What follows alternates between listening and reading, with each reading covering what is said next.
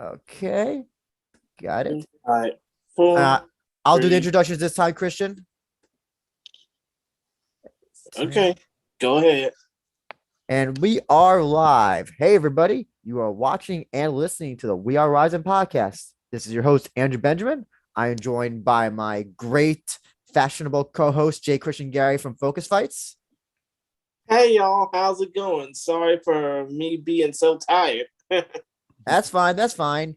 No worries, Christian. With us, we have once again from Sogo-Kaku, Charles Jewett, who will be talking with us the Rizin 31 card that just happened this past weekend. CJ, thank you so much for talking with us and joining.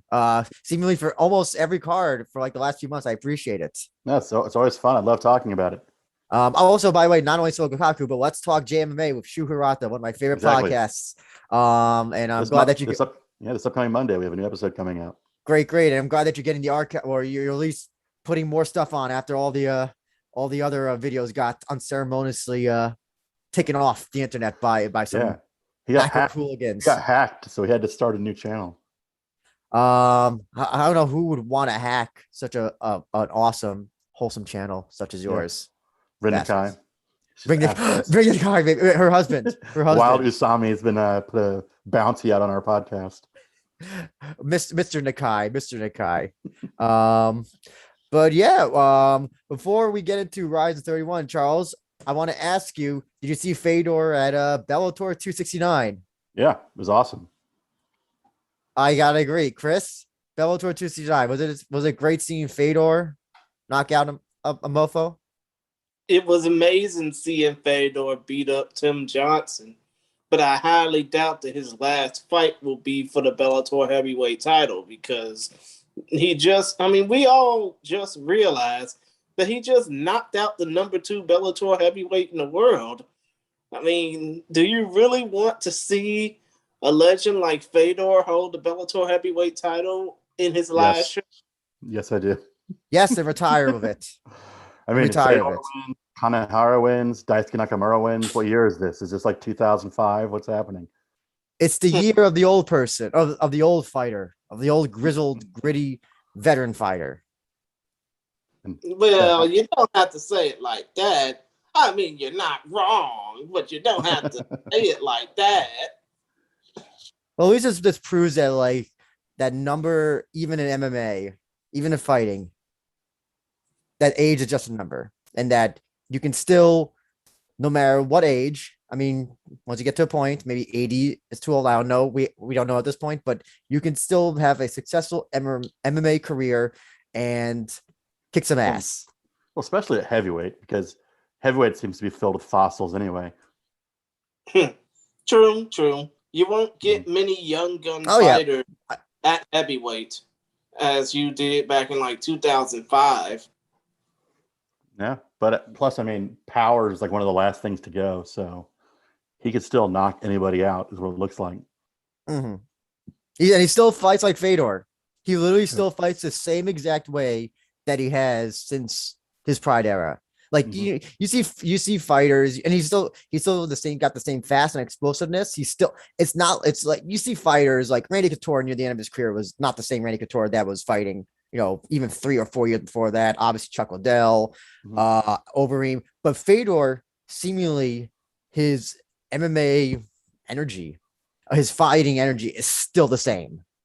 Yeah, and his chin is sus, but it's really like you could watch a Fedor fight from I don't know, 2010. You could watch the Pride Grand Prix. Still fights the same exact way that he did against like people like Nog and Krokop. Yeah, I'd say recently it's definitely more spotty because you have like fights like the Maldonado fight, and then you have like the Jeff Monson fight. Like, as long as he's fighting the appropriate level of opponent, he looks like he used to. So I think you just have to do like creative matchmaking with him. Great. So that means the next fight that he has to take is against Jack Swagger for wrestling fans. Wait, didn't somebody, is that the guy that called him out on Twitter? Yes. Okay, that's what I'm Oh my God. The less Jack Swagger talk, about fighting Fedor, the better. Well, that's true, Serious. Christian. That's true. So, but with that being said, let's talk about something actually that we all enjoyed. Rizin 31, PIA Arena MM, Yokohama Arena this past weekend. 4,866 was the audience number. Yes. Is that a good number, CJ, for that arena? I mean, I know it's COVID numbers. I think they were doing the 50% capacity, which would be, I think 50% would have been around 5,000. And it sounds like they got a lot of walk up potentially, because I remember when we first talked, it was maybe a few days before the show, and it was like, oh, tickets aren't selling. So maybe they got like some walk up, or I don't know, people decide last minute, hey, emergency's over, say emergency's over, let's go see the show. I don't know what happened. I think some of the fighters, I think Saito proved to be more popular than I was giving him credit for. And especially like the day before and of the fight, a lot of people seem to be pulling for him. It kind of like has like this underdog kind of cult following now. So you can see it like in the YouTube views. His post-fight interview probably has close to 500,000 views now, which is pretty high considering he's, in my opinion, I've never really done anything that charismatic to like get a lot of attention. But maybe because of that, he's getting attention.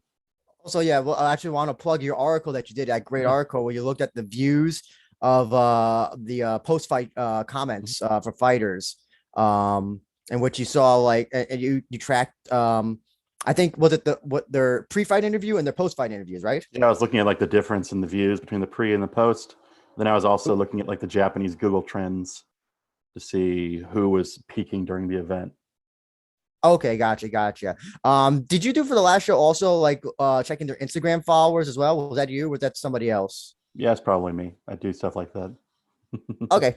There's too many fighters, but I try to track how many Instagram followers certain fighters have to see like after a particular event if there's like a significant jump in their followers or not.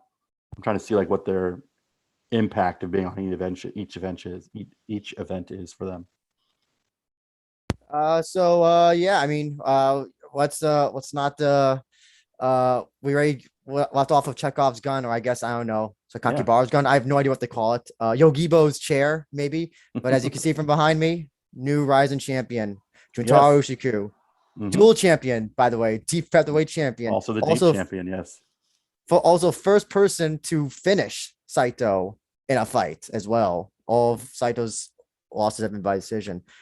I mean, so I watched this after everybody because I had a long work day and I saw that it was 1 a.m. start time for me. I was like, I can't stomach a show, a potential 6-hour show, and like I'm already tired. So naturally, the best event of the year goes down. That's what happens. Yeah, if I had watched it, it would have been all 3-round decisions. So okay, I was shocked. When the doctor was like, no, like, but like, what do you think, CJ?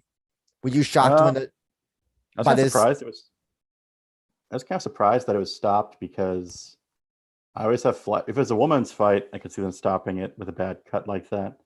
But I always have flashbacks to like Aoki versus Kitaoka, where Kitaoka was like bleeding like a stuffed pig for 20 minutes and like literally gurgling on his own blood, and they didn't do anything to stop the fight. And also, it wasn't on Fuji TV or anything, so they didn't have to worry about like the general audience.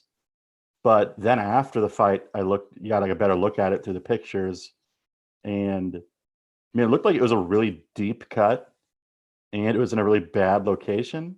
So I can see why the doctor decided to stop it afterwards. But at the time, I didn't quite understand it. Funnily enough, it happened again to Kitaoka the day before. Oh yeah, wink, I was there. I was there for that. Classic Kitaoka fashion. He gets a takedown, isn't able to do anything, and then gets brutally knocked out a round later. Chris, and let's see. Here's what I can think of: Matt Serra beating GSP, Bisping beating Rockhold. I'm trying to think of a whole bunch of others. Maybe Randleman over Crow Cop. Would you say this is definitely like a case of like one of the greatest underdogs defeating the favorites in MMA history? You're talking about Jintaro beating up Saito? Yes. I mean, obviously. Yes, well, It Jutaro does. beating Saito. Yes. I mean, aside from Kai beating Kyoji about 2 years ago, I guess it would be, right up there with one of the biggest upsets in JMMA history. Well, I would say in mixed martial arts history, but of course, entities like Fighters Only ain't gonna give Rizin the time of day. So, I would say that this is one of the biggest upsets in combat sports history. It's just that the general public don't give Rizin the time of day. So let's just say this is the biggest upset by and large in Japanese mixed martial arts history outside of Kyoji versus Kai Asakura, the first fight. But as far as Ushiku goes, I think that he's going to probably end up having to vacate that deep belt for obvious reasons. If Amanda Lucas is still a deep champion, Ushiko will be a deep champion for years to come. That's true. But will he ever defend the belt? Seriously, will he ever defend the belt? Amanda Lucas ever defend the belt? Can we talk about how upset Rising probably is with this result? I would have liked to have seen a camera on Sakakibara as the judge. Listen, credit to Rising though. This isn't one. This isn't like they're not going to change the decision. They're going to roll it. Illegal use of the knee on a champion. Well, Saito screaming, doctor stoppage. Actually, I don't know if you saw, I heard Saito scream "fuck." Yeah. So, I know that he's taking English classes, so I could definitely see he's learning his English pretty well. Well, he's taking English classes. I mean, obviously, doing that interview with you and Anuk probably did him well, but still, though, you're right, Andrew. Rizin's not gonna change this result. They know when they've been beat. Obviously, you can see on the poster it was supposed to have been the Saito show night. That was a cursed poster. That was cursed from the beginning. The curse now. Mikuru is now the only person in Rising to win after being the only person on the poster. Are you sure about that? The famous Kyoji Hotaguchi poster where he got knocked out. I also wanted to say, Christian, I don't think that Kai Kyoji was that much of an. I think it was shocking just because Kyoji had never been beat. But I think Kai, actually, Kyoji had never been finished. He did lose, obviously. Well, actually, no. Let me take that back. He got finished at the horn by DJ Johnson, but he never been knocked out. That's true. Yes. I'll go with Christian. I think the Horiguchi Kai one was way more surprising. What, because of all the international press it got? Also, back to the fight, Saito was looking really good up until the finish. He was throwing wicked body punches. I love it when a guy throws body punches, and he was just hurting Ushiko to the body and looked so confident and so good. And then it's just bam, like that. It's over.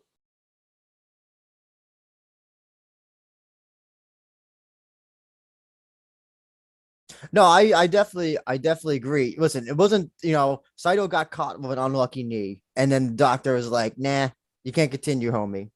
So, and and here's the thing, I can't see the cut. Look at that.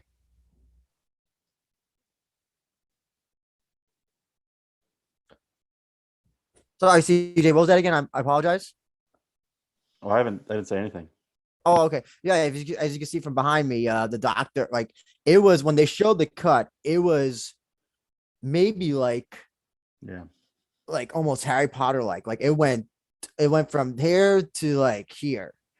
And yeah, I guess the doctor thought it was a necessary thing to stop. And I'm not opposed. Listen, this, there have been times I think that the Crow Cop Rocky Martinez ending was total bullshit.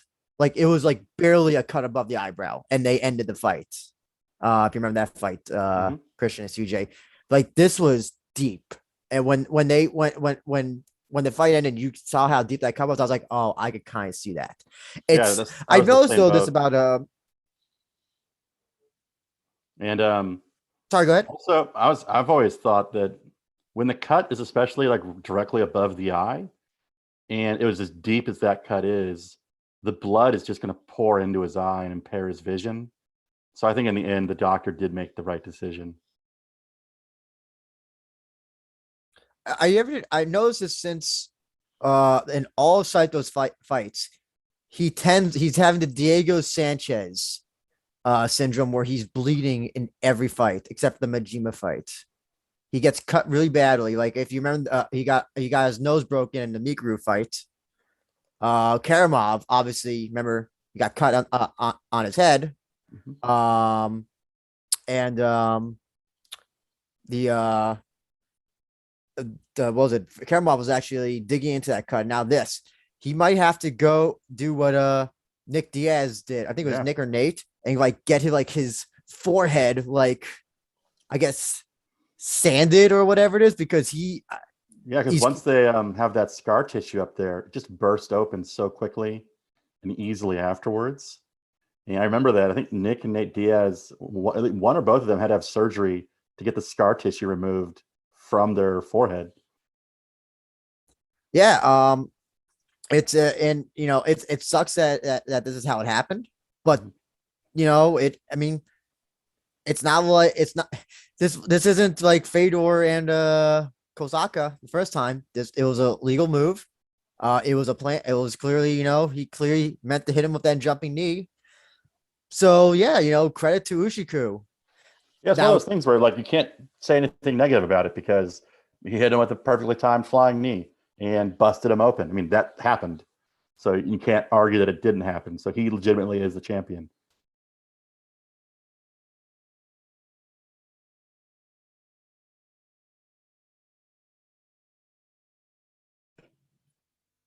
I'm sorry about that. I mean, I didn't see the cut that just happened, but still, though, when it comes down to the fight, obviously it was just a brutal display of carnage.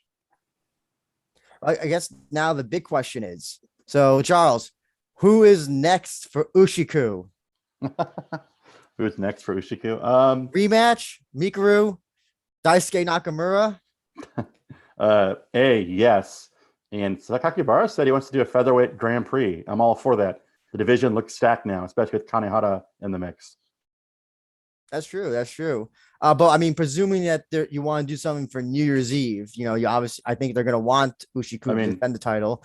If they want ratings, you just put Mikuru in there against him.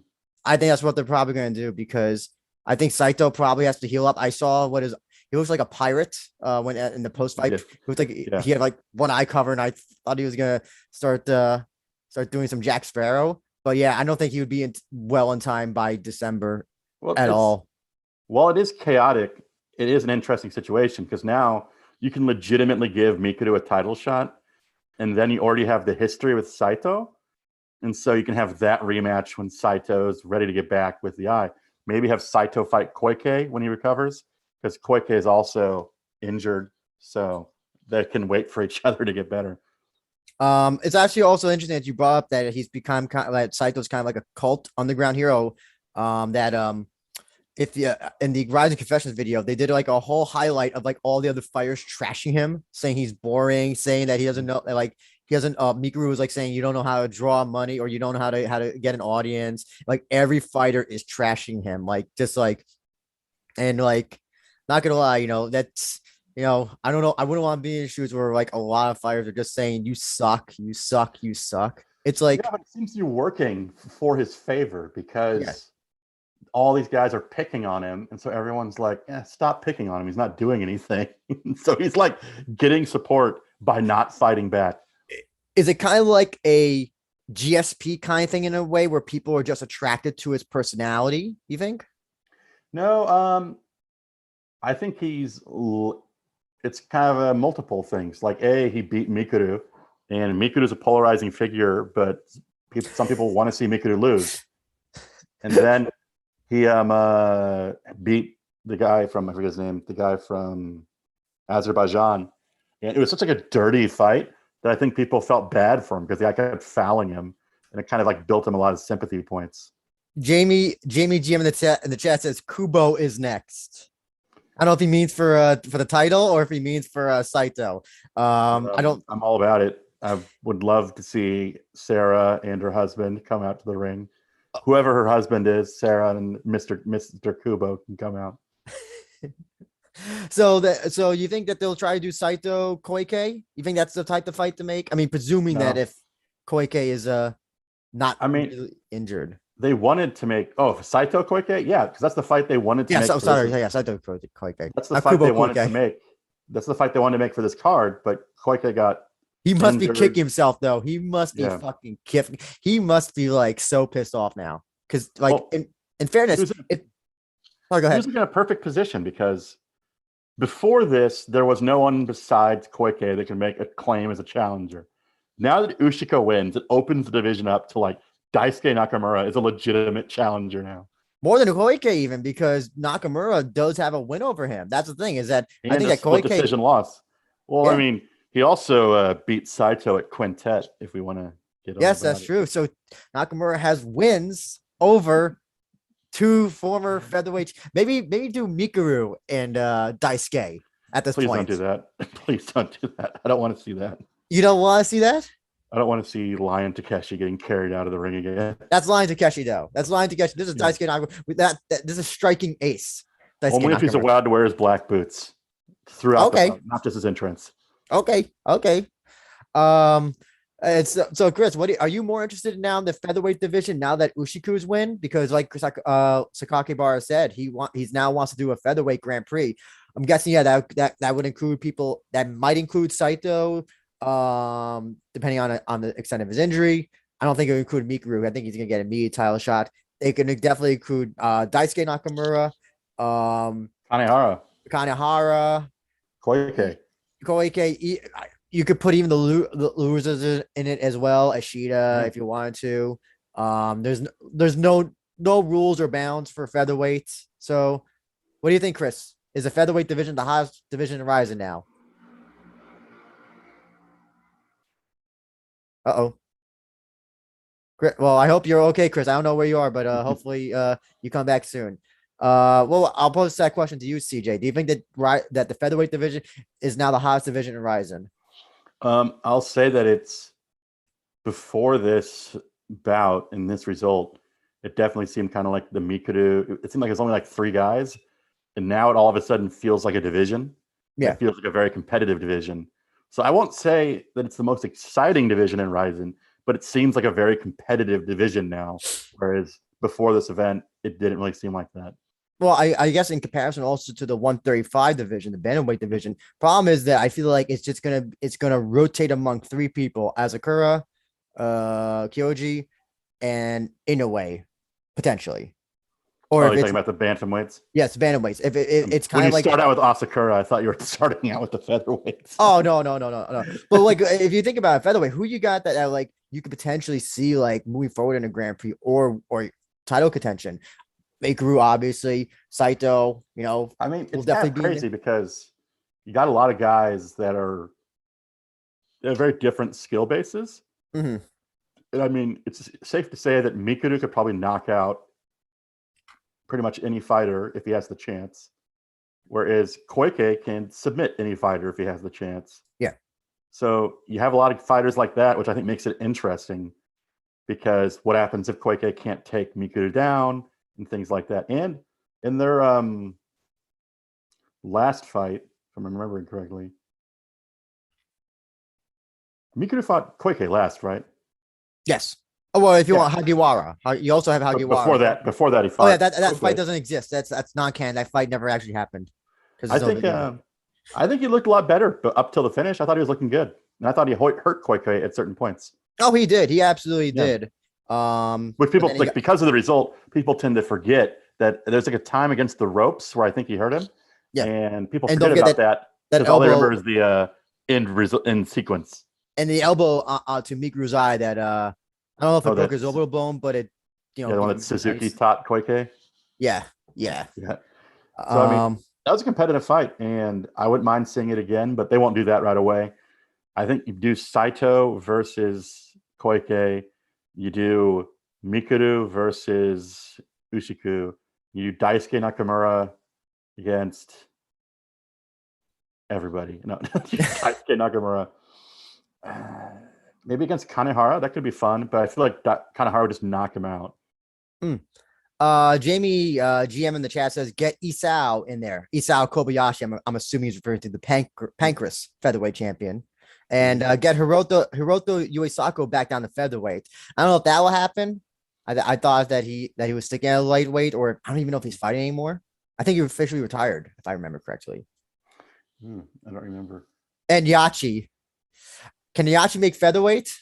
Well, I'm just going to keep talking. I mean, I'm still, despite Jack's opinion and his most recent appearances, I still think Yachi's not as good as everyone's saying he is. Well, here's the thing. So Pancrase announced that Takasuke Kume was going to be defending the lightweight title. Yeah, I saw that.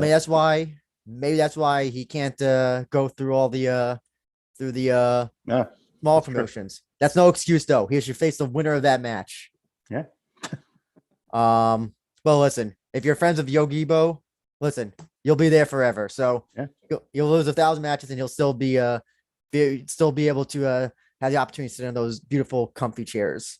But yeah, I think so what happens with his deep status, Ushiku? Do you think that the next time he's booked on a deep card, I'm presuming that he's not going to be booked to defend on a deep card potentially. He could be. I mean, those guys. I mean, he could be. I don't know what the agreement with Rizin. I don't think Rizin would want him to, but I mean, rising fighters have fought on deep cards in the interim. But since he's a champion, I imagine there's like some talks going on where he'll be with Rising, and Deep understands that it's beneficial to have a guy with the Deep championship fighting and Rising for them as well.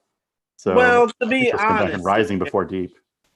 To be honest, CJ, I think he's going to vacate that title because, I mean, it would make sense. He's now the champion of 2 promotions, but it probably wouldn't make sense, even though Deep likes to keep their champions. They won't let him. They won't even let him vacate it. I mean, Mizuki Inoue is still a Deep champion. Kim Jong, what's her name? The Korean girl in the UFC is still a Deep champion. Jae-Young Kim. Yes. Jae-Young Kim. She is still a Deep champion. Amanda Lucas, who I don't think has fought since 2011, is a Deep champion. So, I mean, I think Josh Barnett is still the Pancrase open weight champion, I think. Yeah. And Rocky Martinez still has a Megaton championship, as far as I know. I was talking to Shu about it because Shu manages Mizuki. He says Deep likes the press. So, like, whenever Mizuki gets brought up in an article, it's like Deep champion. That's interesting. So, Sagiro Sagai must. It makes no sense, though. When you got a promotion that's been around like Deep has over the last 20 years, you don't want your champions, only keeping that damn title around on their trophy cases. You want them to actually defend the belts. Not saying that Amanda Lucas should go out of her way to not be a mother and be, of course, George Lucas's stepdaughter and go back to fight, but that's neither here nor there. I like the idea of Deep. I like the idea of Deep having a champion who's in the UFC, and then having like an interim champion who then goes somewhere else. So then they have to have like an interim champion, and then like an interim champion. You know what, CJ? I hate the word interim because it basically means they're not the real champion. It basically means you're only a champion in name. Mm-hmm. It basically means, you have to work just as hard just to be recognized. Now, as far as I hope Henan Barrow's not listening to what you're saying. He's somewhat crying right now. I don't care. The point of the matter is, when it comes down to Juntaro Ushiku being the Deep featherweight champion, I mean, yeah, Deep may love the publicity, but he's definitely gonna have to vacate that belt as a fighting champion. I mean, because of the fact that he's now the face of Rizin. He's moved up, so to speak. I mean, yeah, it will probably be the same case when Victor Henry gets back to Rizin eventually, if he does fight for the bantamweight title. I heard he's fighting for Sean Merriman's promotion. Lights Out Extreme Fighting this coming weekend. You should watch it. It's on the Fubo app, and it's on Roku and all these other streaming platforms. But still, point of the matter is, I do think that Juntaro Ushiku should vacate that belt, because as soon as he makes that first Rizin title defense, that belt, that deep belt, if he still holds it, it's going to be useless. I think also. What if he then goes and fights the Pancrase champion, and he starts collecting all of the belts and bringing them all out to the ring with him each time he fights? And you make each rising defense also a deep championship defense. Oh my God. I like that. I like that. I really like that. I don't know if you know who Ultimo Dragon is, CJ, the wrestler, but there's a famous photo of him. He has like, there was a time where he had like all the belts from like Mexico and Japan and like the WCW Cruiserweight title. And it's just him with like 5 or 6 belts on his shoulders, 3 on like around his waist. And he's holding 2 more. And it's like absolutely like insane. You know that photo, Chris, right? You see that photo of Ultimo Dragon, right? Yes. The J Crown belt. The J Crown, yeah. So that'll be Ushiku. Suddenly a guy who's the deep featherweight champion who's winning. Didn't he win the title for the finger injury, right? That's how he won, right? Yep. Yeah. Won by finger injury, won by knee by doctor stoppage. I like how his title wins have been kind. Not, I don't want to say the gods have been kind to him. Yes, it's not of his voluntary methods, but then it's because of some other factor that it's happening. By the way, we still, the finger injury. I'm kidding, y'all. Finger injury is still a legitimate way to win. We saw that with the Bellator show.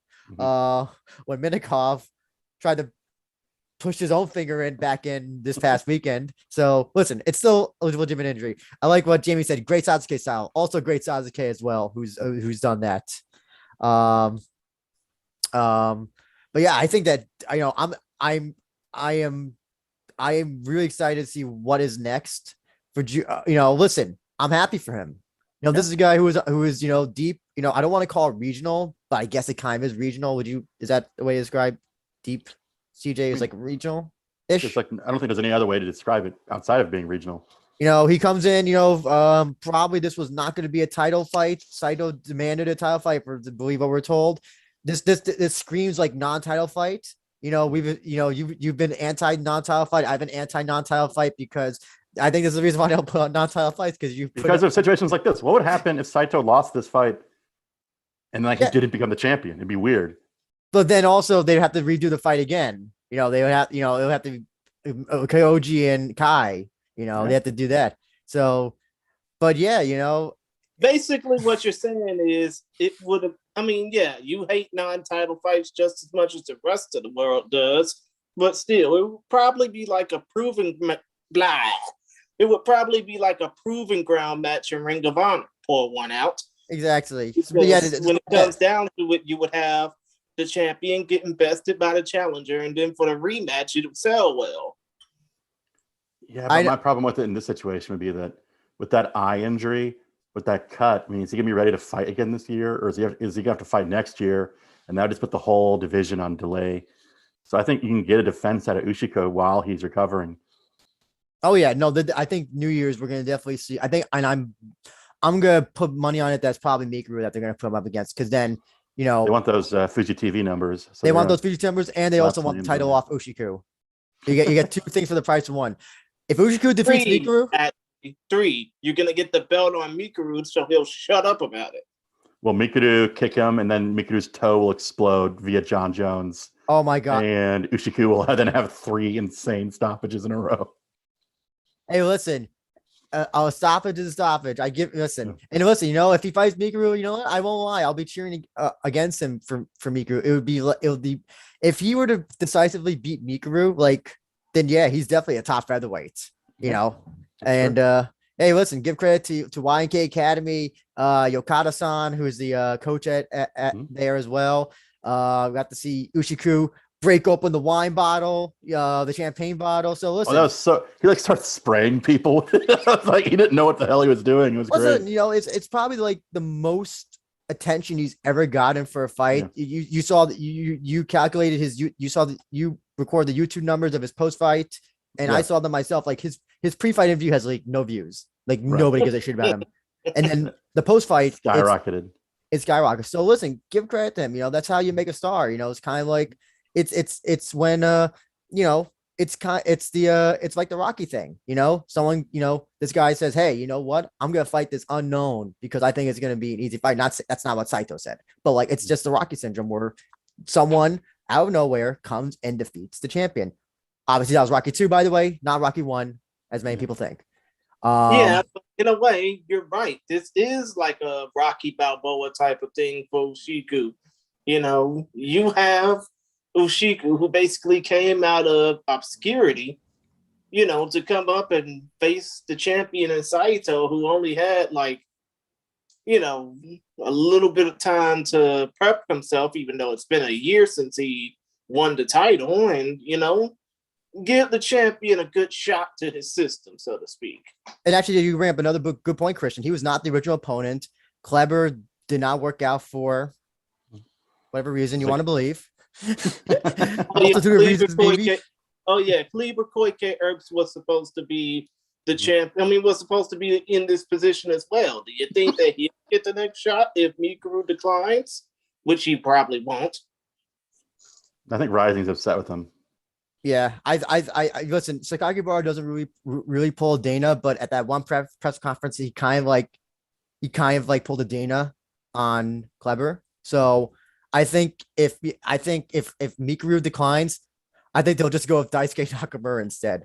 I think on the list of list of people, though, I actually know they probably would pick Kanahara. I think they would rather put I think Kleber is probably the last guy that they want to like give any sort of title shot to after declining this one, because it's clear that Kleber, listen, whether it's injury or weight cut or there's something, you know, he turned, you know, I mean, CJ, you have your theories, you know, it seems to be probably correct. So yeah, and unlike Satoshi, it seems like Koike is more vocal about, like, I think using Rising as kind of a springboard to like get to the UFC or something. Mm-hmm. And that's true. Maybe they're not wanting to like put promotional effort behind someone that's going to leave.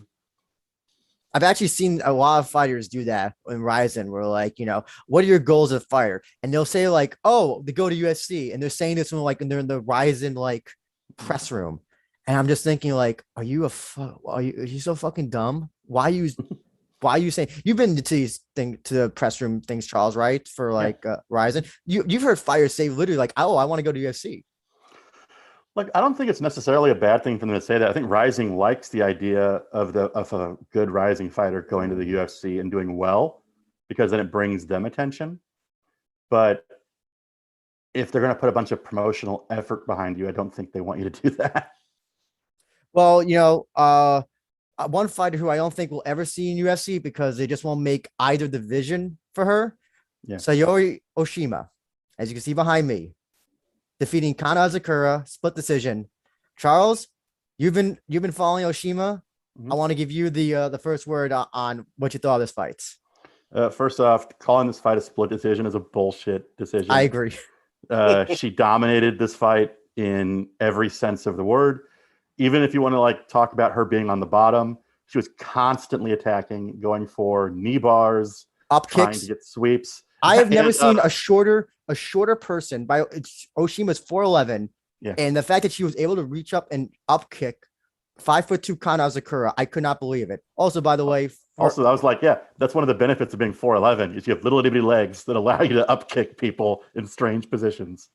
But by the way, she also has big thighs for her size. Like I saw, like the deep camera, I don't know, doesn't capture the sizes of the fighters, but like on the rise thing, you're like, oh my god, Oshima's thighs are like huge for her size. She's deep. She's not just the atomweight champion, she's the microweight champion. So that means she can get down to 96 pounds. Yeah. So I mean, that's like very 10 small. Sidarios. That's like 10 Sidarios. Exactly. She's very small, but I mean, she has a ton of judo experience, and that showed in this fight. She used her judo very well, And afterwards, I was kind of watching it, and I was thinking, Kana Asakura is a good wrestler, but she never had high-level wrestling credentials like Miyu Yamamoto did. And so Kana's kind of in this weird position where she looks really good against people that really can't grapple that well because she can grapple. But the problem is she's not a really good striker. And so when you put her against someone else who comes from a higher grappling pedigree than she does, like her fight with Miyu Yamamoto and now her fight with Saori Oshima, it lets you see the fact that she's a good grappler, but she's not like a elite level grappler. And when she gets in that situation, I think she has a really hard time adapting her game plan because she's like, well, all I want to do is wrestle. But even when I'm on top of this girl, she's constantly going for submissions and up kicking me. Something, by the way, that Saori Oshima said that she had never trained to do, and she just started doing, which I think is a great sign because it reminds me of when John Jones like ripped Tever Glocher's shoulder out. He was like, I didn't even know what I did. I just grabbed his arm and twisted. I'm like, I love it when fighters have good natural fight IQ and good instincts. She's been fighting for less than 2 years. And so I think she's just going to get better and better. And more importantly, for Rising's atomweight division, this is like an injection of adrenaline to the heart. You're talking about a division outside of Kana Asakura, the average age is like 40 years old. I mean, Miyu Yamamoto is 48. Ayaka Hamasaki is 39. Emi Fujino is either 39 or 40. And Rena has already announced that she's retiring soon. So getting a 26-year-old in there who looked awesome is the injection that this division needed. And I think it's proof that more of these girls in deep can be brought up to Rising and do well. How dare you besmirch and not mention Mizuki Furuse, future prospect, as Rizin said in their Can you even call her a prospect anymore? She's got like over. I think once you can't be a prospect if you have 10 fights. That's what Rizin said. She says future prospect Mizuki Furuse. No. First off, I was worried because Mizuki Furuse also fights at 96 pounds as well, and Kana Asakura just ragdolled her. The difference though is I remember in the Rising Confession video, which stood out to a lot of people, was Ayaka Hamasaki said that Oshima is the mentally toughest person that trains at AACC.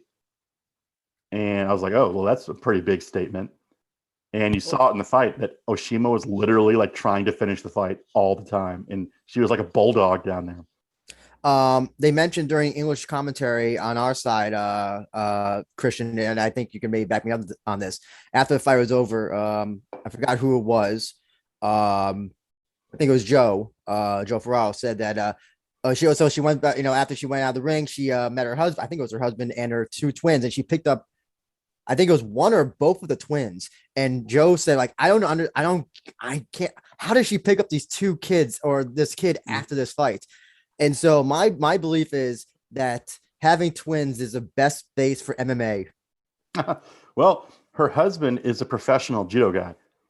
And so like she actually said that the reason she got back into MMA is because her husband was still competing in judo and her friend was Miki Matono from college was still fighting. And she was like, well, I mean, if everyone else is fighting around me, why can't I fight?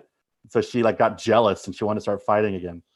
Here's I can understand that, especially considering the fact that, outside of Rizin, you had Taylor Guardado, who just, got off of having kids and just had the fight of her life last night against Kayla Harrison.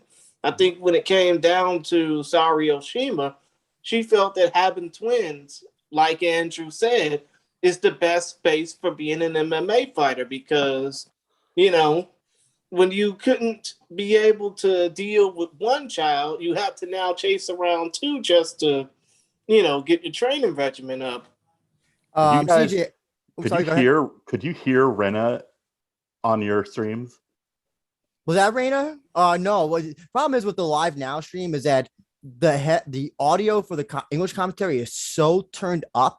You can't. So it's not you can't hear the people, the seconds yelling at them. You can hear the seconds, but like I can't like make out the voice. I know that Reina wasn't Oshima's. Rena was yelling so much during this fight, And it was hilarious because normally Rena is like talking with like this cute voice, trying to be like a TV idol. And during this fight, she's like, yes, kick her in the face, kick her again, kick her in the face again. And it was just hilarious to hear Rena in her corner.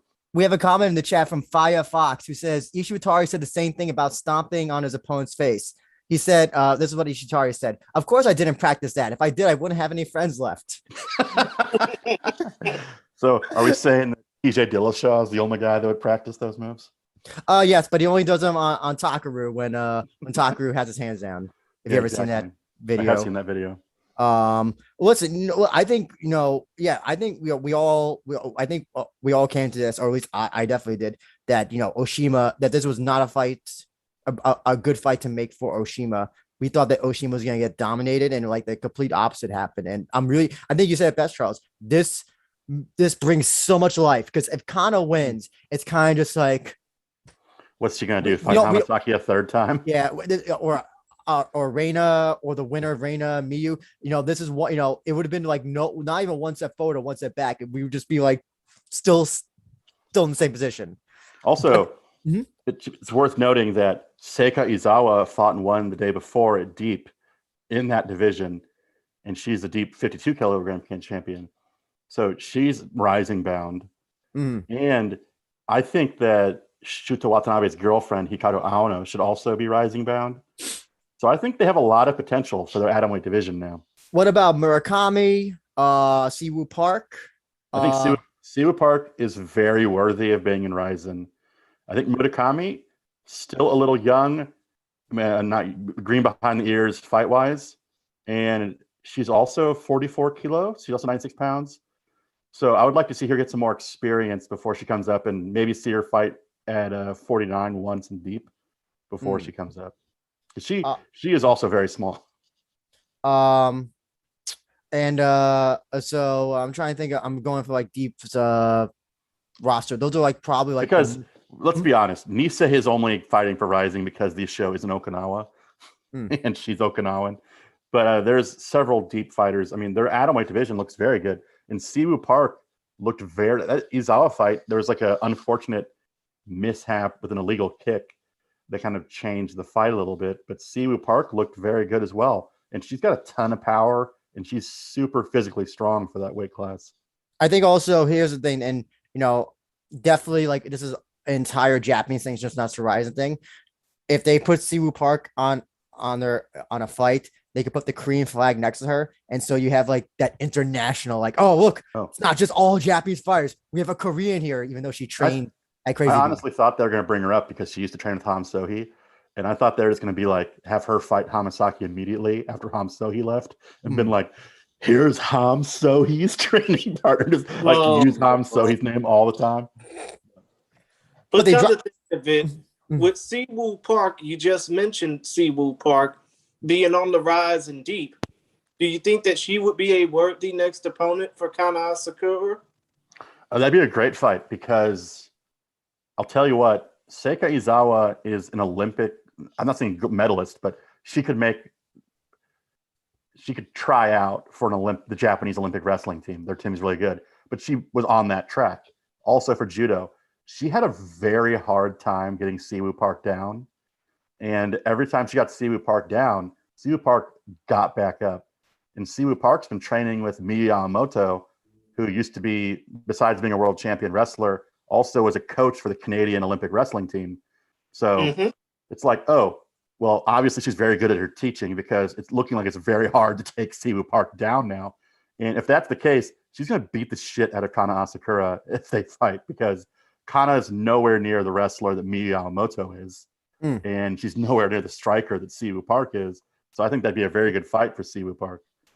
So actually, that brings up what should be. Oh, sorry, Chris, go ahead.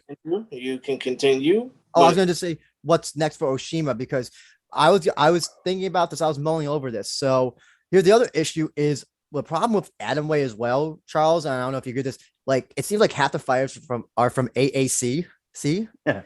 Well, and so. Like, what happens is you have all these girls that are from judo, and they get introduced to ACC by their judo friends, and that's how they're all there. So because like obviously, so Rise of 32, we have Miyu versus Reina, And if Reina were to win, I think I was gonna say, yeah, we should put Oshima against the winner, but then Reina was literally, yeah, she fights at AACC. And like, Mhm. I don't think that's likely to happen if it's like I think that minuscule. I think that problem cures itself. Corona numbers are super low in Japan now, less than like 50 people a day. And so I think they should be able to bring foreigners in at some capacity in the future. And before the pandemic, in like 2019, there's only one women's fight that wasn't a Japanese versus a foreigner fight. So I think that they'll start doing that again, and that'll be fine. Plus, I mean, he's already started hinting she wants to retire, and Rena has also hinted that they want to retire. So I don't think they're going to have them fight these like young up and comers. The perfect retirement fight for both of them then would be Reina versus Ayaka, and they both retire after. That'd be the perfect. That'd be a crazy fight. Yeah. You know what? Come to think of it, would the Rizin Atomweight Championship be on the line in that fight? Because Ayaka's still the champion. Oh yeah, and then they could just whoever wins vacates it if they retire. That's just what happens, and then boom, Grand Prix. Also, unlike the featherweight champion, I can see Oshima going back down to deep and fighting there if they can't get fights for her, just to keep her busy, and then they bring her back up to Rising as well. So what you're saying is she's not physically Rising worthy yet. No, I'm saying she is. I'm just saying that Rising, I mean, you can't deny the fact that the amount of women's fights they're putting has drastically dropped during the pandemic. I think they've had, 3 fights this year so far. It's like not been a lot. So if they don't have, and she hasn't fought for 2 years, and she's already fought 8 times. So, I mean, she's a very active fighter. And she's a deep champion and a deep jewels champion. So if I was Rising, I'd let Deep continue to develop her and let her keep fighting down there. Mm-hmm. You can only make her better. Do you ever foresee Rising making it a microweight division? That'd be hilarious, and I'd be all about it. But I think that you'd need a super popular fighter for that to happen. We have Oshima. You know, that's true. I don't know. You tracked her. I don't know how her popularity tracked when you saw her like numbers or whatever. I don't know if like there was significant. She got a lot of views. She had a big jump in her views, but her social media and stuff is still pretty small. But you know what? You need like Arena level popularity. Pun intended on the whole small thing, but you know what? I think that Rising should get Yasuko Tamada, the girl who fought Michelle. Yeah, she should fight Oshima and Rising. She's AACC, they're teammates. Yeah, that's a problem. Is that like they're all AACC? No, literally, there's not literally, but like semi-jokingly, there are 2 camps of women in Japan.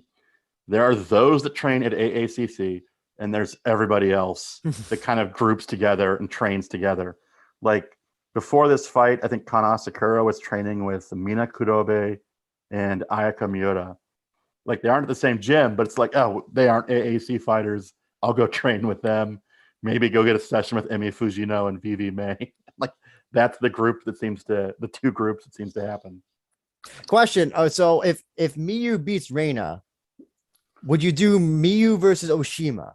I'd be very intrigued by that fight. I think do that. I think it's kind of like both of their styles are both stylistic nightmares for both of them, just because their grappling is like their grappling backgrounds are so divergently different. And I would it's a fun fight, but also, I mean, at what point do you risk ruining a prospect against a soon-to-be 49-year-old fighter? Well, here's what Miyu has. Miyu has name value, and Kidian Modo, Olympics, all that stuff. So like, there's never gonna be a ruining. Like she'll always have chances. I totally get that. So yeah. But like, if you think that the Oshima had a chance, I think it's. I want to see. I know what you're saying, but I also do want to see Oshima get some bigger challenges that are like would be above like deep level. I think Rising needs to build a division, and right now they just seem to have a champion who they do one-off matches with, and I think they need to start bringing up some of that talent from Deep and Pancrase and actually build like 8 fighters into a division, so that you can build fighters up and watch them grow. which is why this fight is so exciting, because it's like, oh, a new member to Rising, because she won. They can't kick her out. They can't send her away like if she had lost.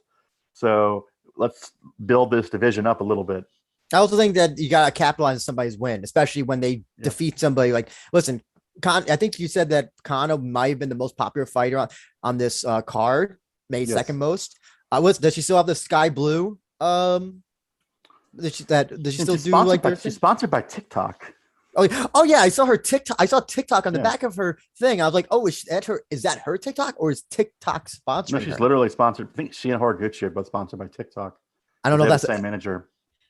I don't know if that's a good thing or if that's a bad thing to be. Well, it's funny because I imagine it's good, but Asakura like barely ever uploads TikTok videos. So maybe she's not that into it, but So yeah. By the way, I also like how the red and blue corner. Blue corner was Sky Blue's advertisement, and the red corner is Red and Champagne. Yeah. Also, I think a lot of Japanese fans were kind of talking about like the irony of Oshima having Rena in her corner, who lost to Kana Asakura twice, and so they were just kind of wondering like what Rena felt like watching her young friend / protege beat her old rival. I like the whole rival Kana versus AACC. I think that's like my favorite rivalry in MMA. Because that's what it is basically. It's Kana taking on every member of AACC. So that's part of you also got to feel bad for Kana though, because she's coming off of this fight with Ayaka Hamasaki, where it's one of those fights where the loser is like the winner because they expect her to get smashed so badly. Yeah, she performed quite well, so everyone's like, "Oh, you're improved so much. You're like, it's a great fighter." Where my theory the whole time was that Ayaka Hamasaki tried to knock her out, blew her wad, and is a 39-year-old woman who's exhausted for the last 2 rounds. And Kana Asakura was able to take advantage of that. And then you go into this fight, and it's not against the champion. It's against someone who's made their debut less than 2 years ago, who is making their promotional debut, and they just kicked your ass in every facet of grappling. You got to kind of feel bad for Kana, like what she's going through at this time. Well, here's the thing. Like I think you said it best, Charles. That the people who defeat her are either high level grapplers who are like on another level. Like Melissa Garcia, but that was her first. That was Kana's first fight. You could say like first fight jitters, all that stuff. So whatever. And then the next fight that she. Sorry, go ahead. I would say Elisa Garcia and her probably have like the same level of wrestling skill. Oh yeah, listen, like credential wise. And then the next fight that she lost was against Ayaka, in which Ayaka dominated that first fight. After that was a Miyu loss, which we all know Miyu. You're not going to out wrestle Miyu. So exactly. And then after that was the Kana rematch, was the Ayaka rematch, which we all know how that went. Very close fight. And then it was this fight. So I'm gonna throw a crazy bone out there. The fight to make is you get Emi Fujino to bolt her knee back together and get back in there for one more show, and you have her fight Kana Asakura. I thought you were gonna say against Oshima. I'd watch that too, but I mean, I think Fujino is like literally on the verge of falling apart. So I think that we need to get her last couple fights out of the way so she can retire. Gotcha. Okay. Oh, actually, since Kana and Emi did both lose, that fight would definitely make a lot of sense. I mean, listen, that is, I think against Oshima or Kana, I think is a very interesting match stylistically. I definitely think the loser of the Rena fight with Miyu and Emi Fujino would be a very interesting opponent to gauge where some of these younger fighters are. Mm-hmm. Now, Chris, you're going to take this next fight. It comes down to the strawweight fighters before we talk about Sudario versus Saint with a new name. When it comes down to the strawweight and atomweight fighters, at least those fights would give hope for the future generation of fighters, not just in Japan, but, internationally, of course. Yeah. And don't forget, we have Karen Pravdara waiting on the sidelines and oh yes, and we got Nori as well, right? Yes. Isn't she atomweight as well? No, she's bigger. She lost it. Oh yeah, she's flyweight. Yeah, she's flyweight. Who's the date? Who's the atomweight? Who I'm forgetting. No, it's Karen, but Karen's a strawweight. But I bet if she cut weight, she can make Adam. Listen, I hope my dream one day is to have a date eventually fight on a Rising card, just to like, It's just gonna to make happen. it's got to happen. Because I just want to see the baffled confusion by the audience and by the English announcers. We got to get Joe Warren back to commentary for that one to see his head explode. No, ain't happening. No. Do you really want Rizin English language commentary to suffer years on end? No. I don't listen to it. So. I'm sorry, Charles. How was Miyu on commentary? If you were paying attention to her, She's great. I love Miyu on commentary. She did Olympic commentary. She got a ton of experience doing commentary, so she's natural. I think so. I mean, Miyu is also insightful. She's a very technical, skilled fighter. it's so funny that as a fighter, she's not the best, but like you said, she's very good. It's so funny, just like how that is. You know what? I think when she becomes like a full-time coach, I think she's gonna be one of the best coaches in MMA. She's a very good coach, but she's 48 years old. She got into MMA when she was like 40 something, with like just a wrestling background. So I think she's done pretty well considering. But she's also the sister of Kid. I mean, the mother of Kid. Excuse me, mother of Kid. Excuse me. You mean the mother of Urson? Urson, yeah. Sorry, I'm drinking too much wine. I'm drinking too much wine because I'm celebrating how good of a card this was. My bad. Dude, let's just go on to the next fight before you stumble over something else. Yes, Chris, this is you. Obviously, that next fight is the graphic that you see in the background of Andrew's picture, and that is Tsuyoshi Sudario, Takano Fuji Sanzo, going back to his winning ways, taking out, now that we know, current U.S. Navy Petty Third Class Officer La Lang Saint Ilme, otherwise known as Saint. Please say that first name again. I did not get that. Lord Lane. L-A-W-L-A-I-N. Right. Is it Jamaican or is it French or something? Or maybe it's probably Haitian. That's what I was saying. Last name. Dude, I'm a bigger Sant fan than ever. He went out guns blazing and like literally he looked like a guy that had made his MMA debut like 4 months ago or whenever, like in June. Like he's barely been fighting professionally. But my wife and her friends all loved it. They're like, dude, that guy came out to fight and he made a good show of it while it lasted. Can we also give a thumbs up to the Rise of VTRs? As always, they're all so good. They're showing him like training on like the Navy on the Navy ship. I thought that was just so cool. I just thought that was a really cool image. Sudario's clearly getting better, which is a good sign. His striking looked amazing this fight. The way that he happened, the shot to the body, and the right to the body, and I think it was the right to the body and the left to his head. Yeah, that was like, and he didn't attack him after the fight. So listen, it's good. That's good. He's clearly looking better. So these are the types of fights we need to see him in against like legitimate athletic opponents at heavyweight and see how well he's doing. And he seems to be doing better. I want to see him fight Shibasai again. He seems to be improving at a rapid rate. And presuming that Shibasai is not injured and that, I don't think so. I assume he lives in like a medical back to tank somewhere. Like get him out, get him moving again, like Nogueira before the Shab fight. So actually, here's the interesting thing is that I'm not gonna say his full name. I'm just gonna call him Saint. That's his name as far as I'm concerned. Saint said that that he was given this fight on like a week's notice or 2 weeks notice, and so that he was not the original opponent. So I wonder who the original opponent was for the Sudario in that case. I think he knocked out, Ryo Sakai. I think my guess is Sakine. My guess is Sakine. Yeah, I think it was Shrek. That's the fight that I've wanted to see the entire time because Sakine was kind of making some fun with it. He came off that win at Fukuoka at the deep Fukuoka card. Yeah. Well, I mean, it's the same thing. It's the same thing as Oshima. I mean, Oshima was called the day before the press conference. Like, hey, there's a fight tomorrow. You want to be on this press conference? So it seems pretty typical with kind of. I think Rising kind of flies a lot by the seat of their pants. I think so too. But yeah, I think I want to see Shrek and Sudario. Not only, I think the part of me is kind of like, the pro wrestling thing, just because like he's killing he killed all the pro wrestlers. So why not continue on that? What you need is Satoshi to win and then introduce Sekeni in the ring. Yeah, so we can get him back in. Oh, but he's already. I feel He's like very far on Rise, and that doesn't count though.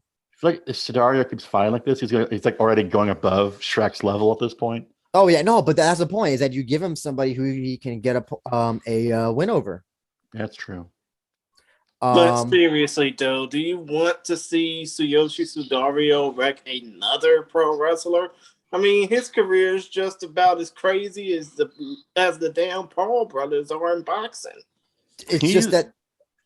Sorry, he like the atomweights is like the most affected by the pandemic, just because there's like no one left for him to fight in the country. Oh yeah, of course, and all the fighters from outside of Japan can't get in, with the exception, of course, obviously, of those in the military, like Saint Ilme. Hey, listen, is Rising calling Saint like, hey, you got any big friends that want to fight Sidario next? Fire Fox agrees Shrek versus Sidario. So listen, that might be the fight to make. Here's the other thing I want to point out as well. So Rocky Martinez was recently in Japan. I'm friends with him on Facebook, and he was on. He made a trip courtesy of Narita Airport. I wonder what it could be. Well, let's just assume that maybe he wasn't there just for a vacation. If he does come back to Rizin or to Deep, he is a Deep Megaton champion, as far as we know. What about Sidario versus Rocky? You know what? That'd be great. That would be a great fight. That would be a fun fight because of the fact that Sidario would get a big name ex-UFC fight on his record. But, I think, will this also lead to the surge of, international talent, especially in the heavyweight or open weight divisions, going into Rizin again? And, oh, by the way, Jun K commented saying, Hideki Sakine admitted it was him on Twitter. He has a pro wrestling match coming up, I assume, for All Japan. And he had a grappling match at the recent Deep Show in Hamamatsu. Oh, so it was him. I didn't even know that. I did not know that knowledge. So that was do that fight then. Yeah, okay. Run that fight again. I'm happy with Was it a Deep 100 where Shrek won and he gave like that speech where he was like, pro wrestling is strong? He was crying his eyes out. He beat I think it was a guy named Kenny Nakamura or something. Didn't he beat it was Hamamatsu? Yeah, it was Hamamatsu, not Fukuoka. He beat the redheaded guy that fights at AAC, the Megaton guy. That answers it right there. Run back Shrek, Sakine, and Sidario New Year's Eve. Listen, this fight lasted barely a minute. I think Sidario probably is okay. He seems to have Despite it only lasting a minute, I think it was really important for Sidario to have this type of fight. Oh yeah. Yeah. So I guess of course, given international experience, even though Lord Lane, Saint Ilme, obviously petty officer from Brentwood, New York, USA, he said it himself. This was a crazy fight for him. This was a weird experience for him. He's gonna have to go back on the drawing board. But do we see him continue fighting? Long after he hang up the military fatigues. What do you think, CJ? You think it would go back to Deep, or you think Rise will be like, American, please come back? He's fought like twice, and he made his debut a couple months ago. So he's obviously got physical gifts. He moved very well, and he can take a shot. I mean, he got hit several times. That wasn't like one punch that put him out. And I want to see Deep develop him, get him some good opponents, build him up, and then maybe bring him back to Rizin. Also want to bring up trying to think of it. Wouldn't it be like how Pancrase built up John Shores, if you remember him, CJ? I did not remember that. No. Sorry. Chris, you said he was from Brentwood, New York? Huh? You said he's from Brentwood, New York, right? Yes. That's a mad hood. New York. That's a mad hood area, by the way. So I wouldn't be surprised if he has like a lot of street fighting experience as well, because that's a mad it's like very sus area. I'll just put it that way. He's gonna reach out to you like, I'm actually from a very nice area. Oh yeah. Point of the matter is, I can see Lord Lane. I'm just gonna call him that. I can see him potentially getting that deep experience, but I mean, obviously, he's still an active member of the U.S. military. The only way for him to truly continue fighting would be for him to, go the full Tim Kennedy route, retire from the military, devote yourself to fighting, and then when you're done fighting, go back. Well, I don't think that Tim Kennedy retired. Oh, sorry, go ahead. Or you get Siddario's twin or Siddario's brother, who was recently forced to retire from sumo for getting caught with marijuana, who has never fought before, and you have Saint fight Siddario's brother in a revenge match. That's what I want to see. Are you sure about that? Are you sure that'll pop the ratings for Deep? Yeah, because we could recreate the whole Crow Cop versus Alexander Emelianenko fight. Oh my God! We have Siddario watching the TV in the back of the fight. That's what Question. That's what I want now. So, or how about this for New Year's, or for Saint Bobby Olligan? No, are you kidding me? Do we really want to see black on black crime happen? Even though, of course, Bobby Olligan abused his wife. What do you think, CJ? Do we Bobby Olligan versus Saint New Year's Eve? You're thinking about it. Bobby Olligan lied about his age too. He's older than he said. He's older than it says. So isn't he close to? How old is he? He's close to 60 or something.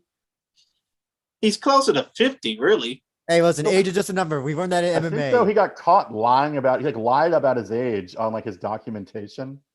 He got in trouble for that. So. Listen. Age is just a number in MMA that we learned from this entire card. So he could be 100. He could be 20. It doesn't matter. As long as you get the results. He's 55. Yes, that's the fight I want. Bobby Olligan, you're right, CJ. He is closer to 60. The dude's 55. That's the fight I want. That's the fight I want now. I want Bobby Saint? Olligan versus Saint. Yes. Okay. The winner gets Siddario's brother. Okay. The loser gets Siddario's brother. Okay. Because you don't like pitting winners. You don't like pitting winners with losers, Andrew. We get it, but this fight, I don't think will make any sense other than to drive up, black on black crime ratings around the world, especially in these United States. I want to give it should be pointed out that Siddario did a lot of training at Extreme Couture for this fight. And I think it's showing off. Oh, I think that was the most significant. I think that's the problem with a lot of Japanese fighters, why they've never adapted or have not much success in the US, because their skills haven't adapted beyond what they just learned on this island. In Japan. I think Enson Inoue is a really good mental coach for him. But Enson Inoue was never some super technical striker. He was a crazy brawler who was willing to die, had a jiu-jitsu game. Mm-hmm. And I think sending him to train at Extreme Couture is a very smart move. And he even said after that, I think in the confessions video, he said, what matters for Siddario most after the Shibasai fight is what he does with this loss. Yeah. So I think, he was able to definitely coach him, that the loss isn't the end. There's some MMA fighters, once they lose, suddenly they just can't get back on track. Yeah. So yeah, and especially with somebody like Siddario, who's, he's kind of given a silver spoon in MMA and Rizin, but he kind of has been. He never fought anywhere else, and he basically got an open door to come in and just fight 3 pro wrestlers. It was also bad timing though, because he kind of got screwed, because I think they wanted to do the pro wrestling gimmick to get him some fights. Yeah. Then they got kind of stuck with it because the pandemic happened, and except for morbidly obese people, there just aren't that many heavyweights hanging around Japan. I have a comment. We have a comment from Jamie in the chat. Bobby versus King Kazu's son, moat fights. Oh my God, I love moat fights. Omigawa is the uncrowned moat fight king. You know what? Come to think of it, how tall is King Kazu's kid again? CJ, you might know that better than that. He's not even an athlete. I don't know. Jamie might know better than that. Because what? King Kazu played soccer. He's not a fighter. Isn't Isn't King Kazu famous because he was a super old? He played till a very old age, but a lot of his kids became good athletes too. Well, I mean, you would probably know more about that, CJ. You're a naturalized citizen of Japan. I'm not a soccer fan. I don't watch soccer. Understood. But the point of the matter is, King Kazu, I think he would probably be better suited for facing off against Lion Saint Ilme rather than, Bobby Oligan. At least that makes sense. Let's talk about Bobby Oligan. That makes such little sense to me because before you go into the CJ, I just want to mention the Firefox says that Sudario mentioned that he trained the U.S. for mainly grappling and wrestling. The kickboxing trained from a K1 fighter. I remember that now. He did say that it was a K1 fighter. So my correction on that. But but right before we get into the next fight, let's talk about I guess a surprise Bobby Konda, Bobby Oligan. Whatever name you want to call, he goes by like 1,000 names on Japanese in Japan. So, but yes, Bobby Oligan, former K1 fighter. Can we talk about his former K1? Calling him a former K1 fighter is like a crazy thing to say. He had one kickboxing fight. I mean, Rizin is getting all these K1 fighters. One. He had one kickboxing fight that he lost, and then he went 2-2 in MMA almost 16 years ago. CM Punk is 0-1 in MMA. I'm just saying, like, calling him a K1 fighter is like calling Jose Canseco an MMA fighter. Yeah, exactly. It's like Jose Canseco was a dream fighter. Like, okay, for that one time, yeah. I mean, he did fight in Dream, so if I ever met Jose Canseco, I'd be like, "Hey, I never seen you play baseball because I don't give a shit about baseball, but I love your fight in Dream. Your one sole fight in Dream." Yeah. So Bobby Oligan is more famous for his TV career than being a fighter in Japan. And there's a popular show called Why Did You Come to Japan? I love that show, by the way. I was watching that. I was watching some of it yesterday night, but I couldn't fall asleep. So just as anybody who doesn't know about it, it's this show in Japan where they interview foreigners or anybody who comes. I think it's mostly from Narita Airport. Yeah. They just hang out in the airport looking for interesting people. And they come up to you and say, "Why you come to Japan?" Actually, this is relevant news because our buddy Stuart Fulton from Pancras, Rise, everything was interviewed on it. I don't know what he was doing traveling, but like they interviewed him. So he probably tell him, "Oh, I'm actually somebody who lives in Japan." He probably told them in Japanese and all that stuff. They're probably like, "Oh my God, this 6'5" Scottish guy speaking perfect Japanese." But I've always thought about it because if you say you came to Japan and that you want to do something, but you don't know how to do it, they'll usually help you do it because they want to film it. Oh. And my whole thing is like, you got to think of something like reasonable. So I'm just like, I'm a big MMA fan. I've like always wanted to train with Genki Sudo or something like just like make something like that they could make happen, and so that it could actually happen. Don't tell them I live here. Like hope they don't check. But Bobby Oligan was the narrator for that show. And he got fired because I think he beat up his wife and broke her orbital bone or cheekbone. And he suffered the penalty. He had to pay $1,000. So $1,000 fine. But so, yeah, he got in trouble for domestic abuse and he got fired from his TV gigs. And so I think his comedy career and his TV career kind of died with that. And I think that Rising probably got him for a very good price. I think also it should be so like his comedy thing was that like, okay, so he's Nigerian and there's actually a sizable Nigerian population in Japan, especially if you walk around Shinjuku and Shibuya at nights. Yeah, because it's very easy to immigrate from Nigeria to Japan because I believe Japan gets a lot of their oil from Nigeria. So they have favorable immigration for Nigerian citizens. Which is fucking bullshit. That's bullshit anyway. There is a thing in Japan with foreigners who try, like his comedy career is like he mispronounces words or something. Like he'll say words, but like he mispronounces them that like mean something else because there's like a lot of words in Japanese that sound very similar. So he'll say like something like instead of like saying kusoge, he would say kasugi or something, bunny versus shithead or something like that. Yeah. And he'll like, that's what he'll like say until, and Jab's like, oh, foreigner mispronouncing words. That's like his gimmick. He also like leans into like African American stereotypes, despite not being African American. Yeah. He like leans into like what Japanese people think Black people should be like, and so I think he gets a lot of laughter that way. Well, I'm not gonna comment on that, Chris. Yeah, inappropriate or not, but that's part of his gimmick. And I remember because in his Bob Sapp fight, I think people think he like crossed the line, and so he has a lot of baggage. And it's not the first time they've done this.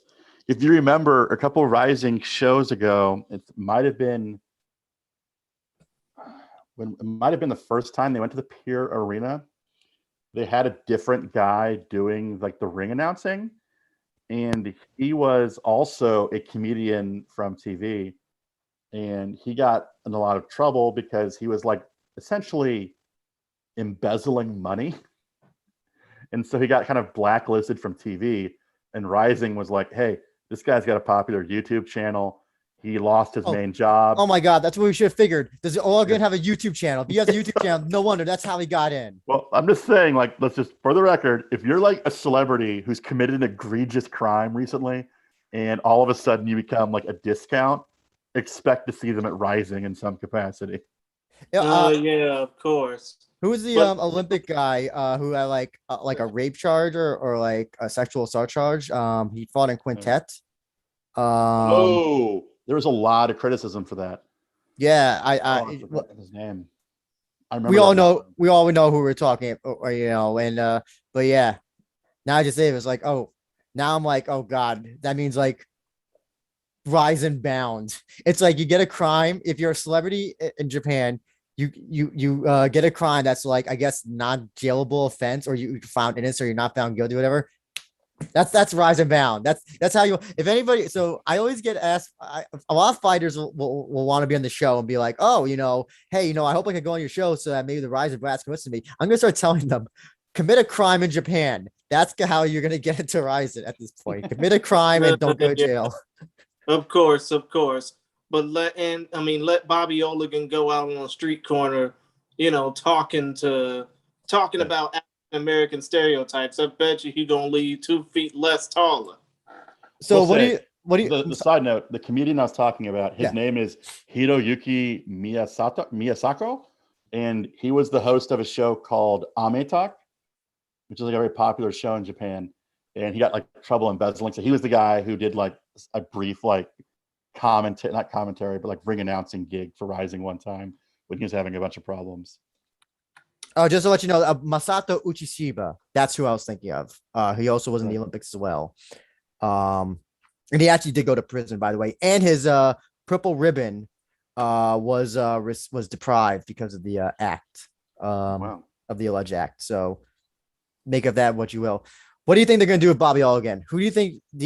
Is it going to be against Saint? Do you think it's like is it against Shibatar? Like, what's the thing that you think that they're going to try to try to get New Year's Eve ratings with? I mean, if it was me, I would do Shibatar, because Bobby Olegan has a ton of experience as a comedian. So I'd put him in Shibatar and just try to sell like the whole pro wrestling angle, a lot of funny shit talking, and try to do it that way, because he is almost 60 years old. Like, we don't want to see an old man get killed in the ring. Exactly, especially against a younger guy in Lord Lane St. Ilme, which I'm pretty sure y'all are tired of hearing me saying. But yeah, as long as Bobby Olegan, let's just say if Bobby Olegan and Shibatar face off against one another, hopefully it's not as cringy as Bobby Olegan's comedy career or some of the stuff that Shibatar does on YouTube. That it would matter to me, because I don't know either of their careers, and I do think that if Bobby Olegan were to say any African American stereotypes around the wrong type of people, he would leave with his kneecaps broken. Maybe. Do you think Bobby Olegan's a big guy, though? It's like there's not a lot of guys. He was towering over Sakakibara. Like, unless you're gonna have like Sidario kill an old man on TV, I don't see what they're gonna do. Ratings, Charles. Ratings. Don't you understand? This is New Year's. That would be really good. They're going up against Gaki no Goro Tsukai. style. He just picks him up and breaks his back on his knee. Come to think of it, Bobby Oligan's only 6'1". He's not that big. But I meant like he's 215 is what they say. He fought at 215 when he was young, so there's no way he weighs less than that now. Oh yeah, of course. CJ, But still, as long as the fight's not cringy, I do think that Bobby Oligan will face off against Shibatar. I listen. Bring Baruto back. Baruto versus Bobby Oligan, and have Bobby Oligan's wife sitting ringside watch Baruto get the revenge. How about this rematch? Bob Sapp, MMA. I don't know. He's doing those Full Metal Jacket shows. Can you afford them? Good point. Those not Full Metal Jacket. Is it Full Metal Dojo? Full Metal Dojo. I was like Full Metal Jacket. What? Full Metal Dojo shows.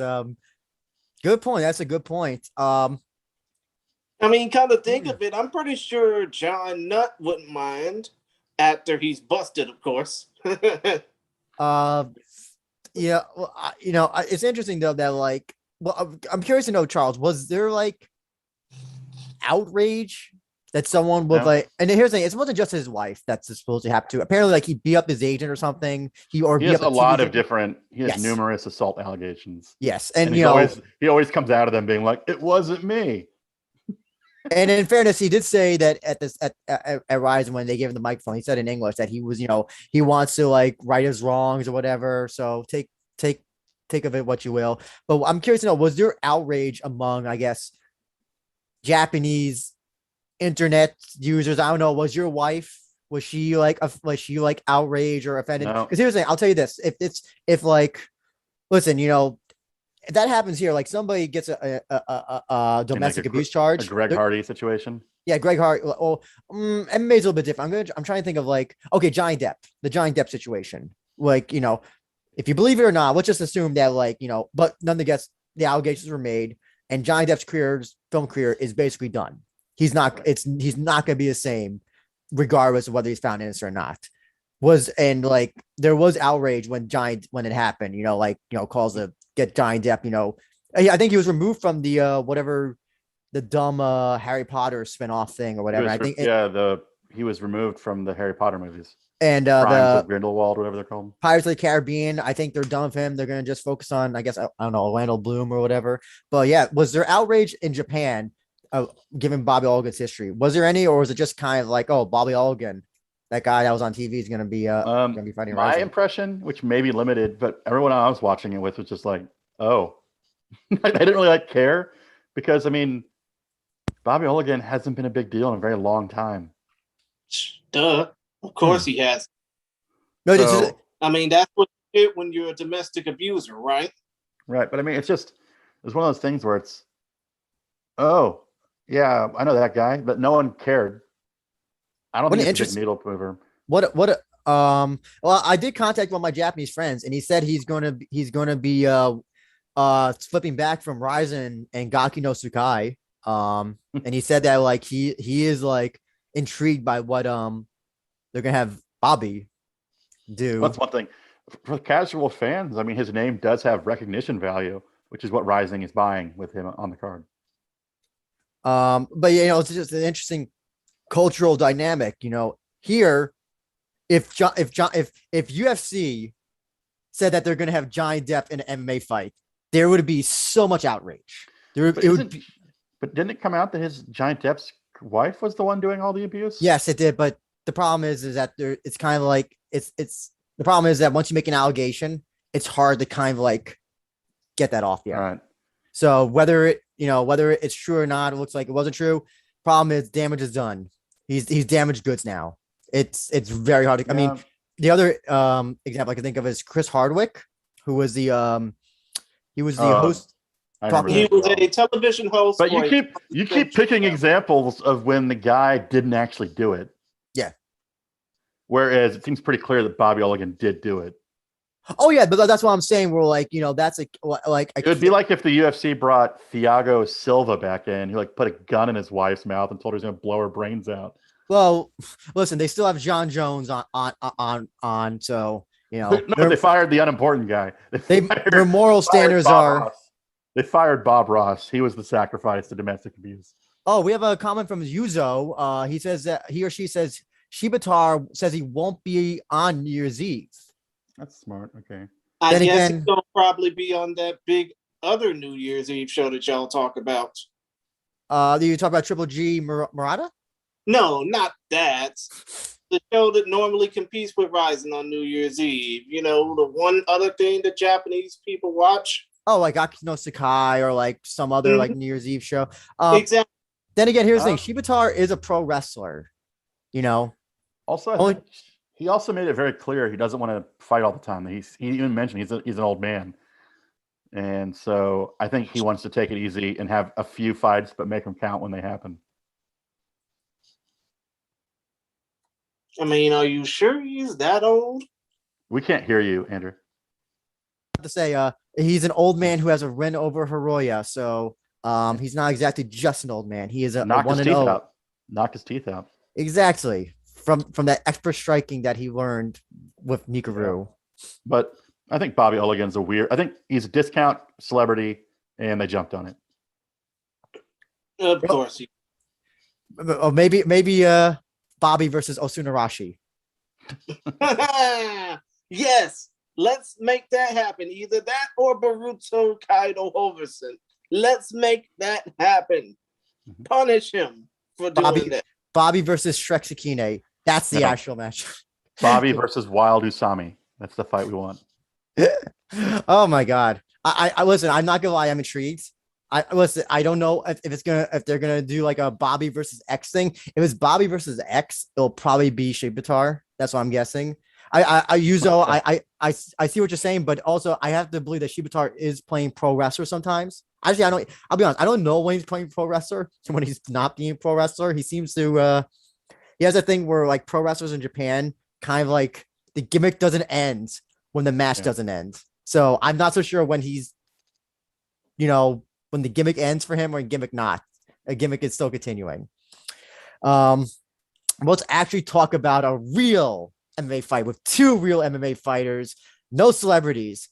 Masanori Kanahara coming back from a 2-year layoff and going up in weight, defeating Takahiro Shida. Chris, you're the one guy who picked Kanehara, so I'm going to give you the first word. What do you think of this fight, and how happy were you to see Kanehara come back from that 2-year layoff and a loss, by the way, as well, and going up in weight? You know what? I think when it came down to it, I was pretty excited to see Masanori Kanehara, the man who defeated Kid Yamamoto, the late great Kid Yamamoto, 12 years ago at Dynamite on New Year's Eve. I was excited to see that man come back and, prove that he still hasn't lost a step. I mean, I was very excited to see him get that TKO win over Takahiro Ishida. Not saying that Takahiro Ishida is a low-ranked fighter, but still, seeing Kanehara come back after a 2-year layoff and get that win was just thrilling for me because it kind of reminded me of that fight of the night he had in the UFC. I don't know wasn't that like UFC 195 or something where he got that fight of the night? Oh my God, I don't even remember. Luckily for me, I'm doing last-second research, so just give me a second. But it kind of reminded me of the fight of the night he had in the UFC against, Michael McDonald. Even though he did lose that fight, of course, but still. Point of the matter is, when it came down to him just having the will to win, that really shone in that fight against Ishida that, he was basically, it was basically tit for tat in that first round. But in that second round, he was just boom, boom, boom, grounded and pounded his way to a win. And that really proved how determined that he was to actually get the victory. And, I do think that if push comes to shove, can't we see Kanehara get a title shot eventually? Oh, absolutely. He continues on his ways. By the way, I just want to mention as well that basically Kanehara won by body shots. The knees and I will punches. say, yeah, Oh, those were so those he landed nasty. some really good body shots in that match. That's what impressed me. Yeah, CJ, what do you think about this? I mean, we were both wrong. We thought that Kanehara was going to get mauled. Well, I thought the time off was going to hurt him. I thought Yeah. the time off was going to affect him. He's 38 years old, but he looked great, and he took some shots, but he took them well. He didn't look damaged ever, and I mean, he picked him apart. He knocked him out. It was a weird knockout because it kind of looked like his knee buckled, and then he went down. Like he had like that weird, like falling backwards, like his puppet strings were cut, but it looked almost like his head was still conscious, but his body was out, kind of. But I think it was the knee to the body, and I don't think it was any sort of knee injury, just that his body, like it shut down like any sort of motion in his legs. And so That's what I was trying to say. Yeah, I think that like he was still conscious, like his mind was still working, but I think his body wasn't responding. And even though he got knocked down with the head punch, I think he set everything up beautifully with the body shots. I think there was a point where he landed a really good knee to the body that actually dropped Ishida. And I thought it was a low blow when I was watching it live, and they showed the replay. And no, it was just a perfect knee right to the diaphragm. Yeah. And it looked awesome. Yeah. Kanehara looked great. Yeah. And also, by the way, this is Ishida's first loss by TKO KO of any kind. He's only been submitted and decision loss, not counting his loss against Hiramoto. So this is an MMA, by the way, for anybody corrects it.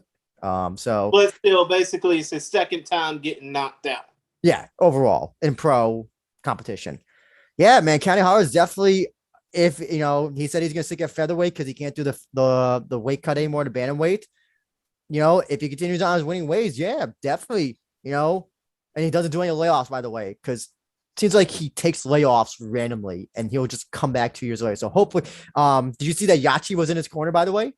Yeah, that was interesting because that actually my wife was like mentioning that. She's like, that's interesting. I didn't think they trained together, but I think they're both free, aren't they? Yeah, I think they're both free. Also, Kanehara said that after cornering Tokoro for the Ota fight, he said that was like that got his urge back to come into MMA. And they were showing Tokoro and the audience. He looked like he was in great shape, and I don't see him getting a title shot soon, just because that division is stacked. With guys. But if he keeps winning like this, he could earn one quite quickly. Who would you think would be an ideal opponent for him next, CJ? If he doesn't get a title shot, it might be fun to see him against Koike. Because he has the fun thing about Kanehara is he can strike, but he also has legitimate grappling skills. I don't think they're on Koike's level, though. No, not that. Yeah. But he knows enough to defend himself. That's what I'm getting at. Oh, okay, gotcha. Because he's been doing a bunch of quintet in the meantime. And so he's obviously been grappling in his time off. And he also, I think, did he do some kickboxing, like some K1 fights in the past? Oh, probably. So he's kind of like he's got skills all around the board. So, I mean, Koike might be way too high at this point, but I don't want Daisuke Nakamura to get hurt. So no, it's kind of hard to place him somewhere because it's such a chaotic organization. It's such a chaotic division right now. I love it. I love the chaos of it. So chaos is good. Chaos is good because it makes things more interesting. I'm going to stick to my Koike guess because that's what I would like. It's not going to happen, but that's what I would like because he's 38 years old. He doesn't have that much time left, and he looks like he's in great shape at the moment. And I wouldn't do the Dominic Cruz mistake where you give him like a warm-up fight and he cripples himself and he's out for a year. Just give him the title shot directly and see what happens. What about Horie? Yoshinori Horie. Oh, I was thinking that because you had the story of also two UFC fighters who I guess you could say didn't have really successful. I mean, Horie only had one fight, but like Kanehara's career in UFC was just like almost every other Japanese fighters was a blip. You have that. You can take two routes with him, right? You can either use him to build someone else up, or you can try to give him one last run for the title. I don't know if he's at the age though where it's like one last run or to build. I think this fight he showed that like it's not a Shoji thing where Soji was like you can have Soji come in, build up other fighters, which is what they're gonna look like. They're gonna maybe do against him and Kyoei Hagiwara. And then give him like these I don't know, whatever fights that like he can maybe win, and so that kind of like keeps him there as a gatekeeper. So I don't think Kanehara is. I think Kanehara is at a legitimate level, at a legitimate competitive level, at least based on this fight, just the way he dismantled. Based on this fight, but I mean, you can't. No, I mean, maybe the layoffs have done him well actually in saving his chin, but you still can't deny the fact he's got a ton of fights and he's 38 years old. So I don't want to see him go up there and get blasted right away. I'd like to see them build him up a little bit, or have him in like competitive, like gatekeeping role maybe. What do you think, Chris? You're the one who picked him to win. So what do you think? What would you do with Kanehara next? I mean, if he's not getting a title shot, obviously because of age or because of the fact that he is, just coming back from retirement, I do think that, giving him a few tune-up fights would be well. But to be honest, I just don't know if he'll be able to come back and fight right away. It's the fact that he needs to, I wouldn't say gain more experience, because obviously he has all the experience he needs, but still, I wouldn't mind seeing him back in the Rizin ring, like, not right away, but just, you get what the hell I'm saying. Basically, I wouldn't mind seeing him compete more often. We have a comment in the chat from Jamie. Let him smush Ursan. Really? I feel like Jamie's got a grudge against Ursan. I still want to see. Jamie, come on. That's too easy of a fight, and you know it. Too easy for a fight for Ursan? Ursan is for Ota, or what's his name? Easy of a fight for Kanehara. Of course. I was just kidding. What are you saying, CJ? You got to have him fight the wrestler. You got to have him fight the Olympic wrestler. Of course, or at least against Kubo. Yeah. That's what you got to do. Ooh, Ursan versus Kubo. Since Ursan has zero head movement, that is the fight I want to see. And Kubo's got zero grappling defense. Works itself out. Yeah, beautiful. But yeah, from and then also they do a Grand Prix. Definitely put Kanehara. Neomaro JP says, how about Kanehara versus Majima? Kazumasa Majima. That could be fun. Be a lot of fun. I'm against putting winners and losers against each other. I was actually about to say for Ishida, when we do Ishida, put him against somebody like against Majima or against Oka Sasaki, who lost his last fight. That's what I was thinking. So, I think that Kanehara. The other name. What was I going to say for Kanehara? I forgot the other name I was going to say for Kanehara. But well, listen, he's on his way up. I think you gotta. I remember the name. So when he won, we saw Kanehara give the middle finger to Kyohei Hagiwara. Yeah, I forgot about that. He did flick. I noticed that right away. He flicked him off. And then presuming Hagiwara wins his fight against Shoji at Rizin Trigger, which probably we will not be allowed to see internationally, unfortunately. You could do Hagiwara versus Kanehara. I guess Hagiwara been talking shit in Kanehara maybe, or said something that made Kanehara do that. That's my guess. Yeah. I'm not aware of anything. I'm sure that something was, Hagiwara seems to talk a lot, so I'm sure he said something. What? Think of it. I kind of like what Nihomaru JP, posted in our comment section, which of course, if you're watching, it's on YouTube. Why aren't you subscribed to us yet? But still, I think I like the idea of Masanori Kanahara versus Kazumasa Majima. It's also an interesting fight because Majima is mainly a grappler. Like, I think all of his fights have been won by like submission, except for one. So if you want to do that as like a test fight before maybe he fights Koike, because listen, Koike's future is like whatever at this point. So if you want to do Kanehara versus if he can go up against Majima, it would be a good test fight for against Koike, presuming Rizin doesn't want to do shit with Koike anymore because of turning down that title fight. Yeah, of course. And Jamie's basically saying if either Shoji Moriyama or Kyohei Hagiwara get injured, chuck Kanehara in as a replacement. But what about Ishida, CJ? Do we see him back in deep? Do we see him get a few wins in deep? Because he said he was very upset that Rizin has not booked him in like almost a year. He said that during the press conference, and he said he was going to take out all that anger on his opponent. Fortunately, that did not happen. So, what do you think? What do you think for Ishida? I think against Oka Sasaki. I think it's okay to see him in Rising again. I don't think you necessarily have to send him down a deep after one loss. Mm-hmm. And I mean, I'd like to see him back in Rising. Yeah, me too. How about you, Chris? I think I wouldn't mind seeing him back in Rising. Me neither. And I think against Sasaki would be maybe an ideal fight, or maybe against Seki, or actually we did have another fighter, featherweight fighter on the card who did lose their match in Yamamoto. So if you want to do that as well, have him take on Takuya Yamamoto, I'm totally fine with that. Or also who lost it. If Yamamoto remembers who he is. We'll talk about that, yeah, shortly. Or actually, you know what? Suguro Ni, come on. That guy, I mean, he might be a cool bouncer with cool bouncer videos, but he literally played right into Daisuke Nakamura's hand. And that's fine. I am fine with that because it gave Nakamura his win. Exactly.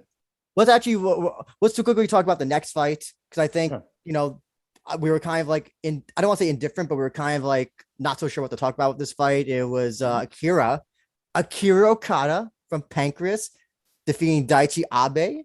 Who I think Ishiwatari kept calling him Gorilla. Here's the funny thing. Charles, what do you think about this? Does Akira look like Yuki Matoya if Yuki Matoya was 30 pounds heavier? I think he would be, if you told me that Akira and Yuki Matoya were brothers, I'd be like, oh, I can see it, but one is like a gorilla. Yeah. Maybe one's the cousin that lives close to a beach. Yes. Yeah. Oh my God. Akira was like, I wonder what he's eating. I'll put it that way. He looked jacked. He's one jacked Asian boy as the interesting thing going into this fight too was that the whole backstory was more interesting to me about how he used to train with Gomi.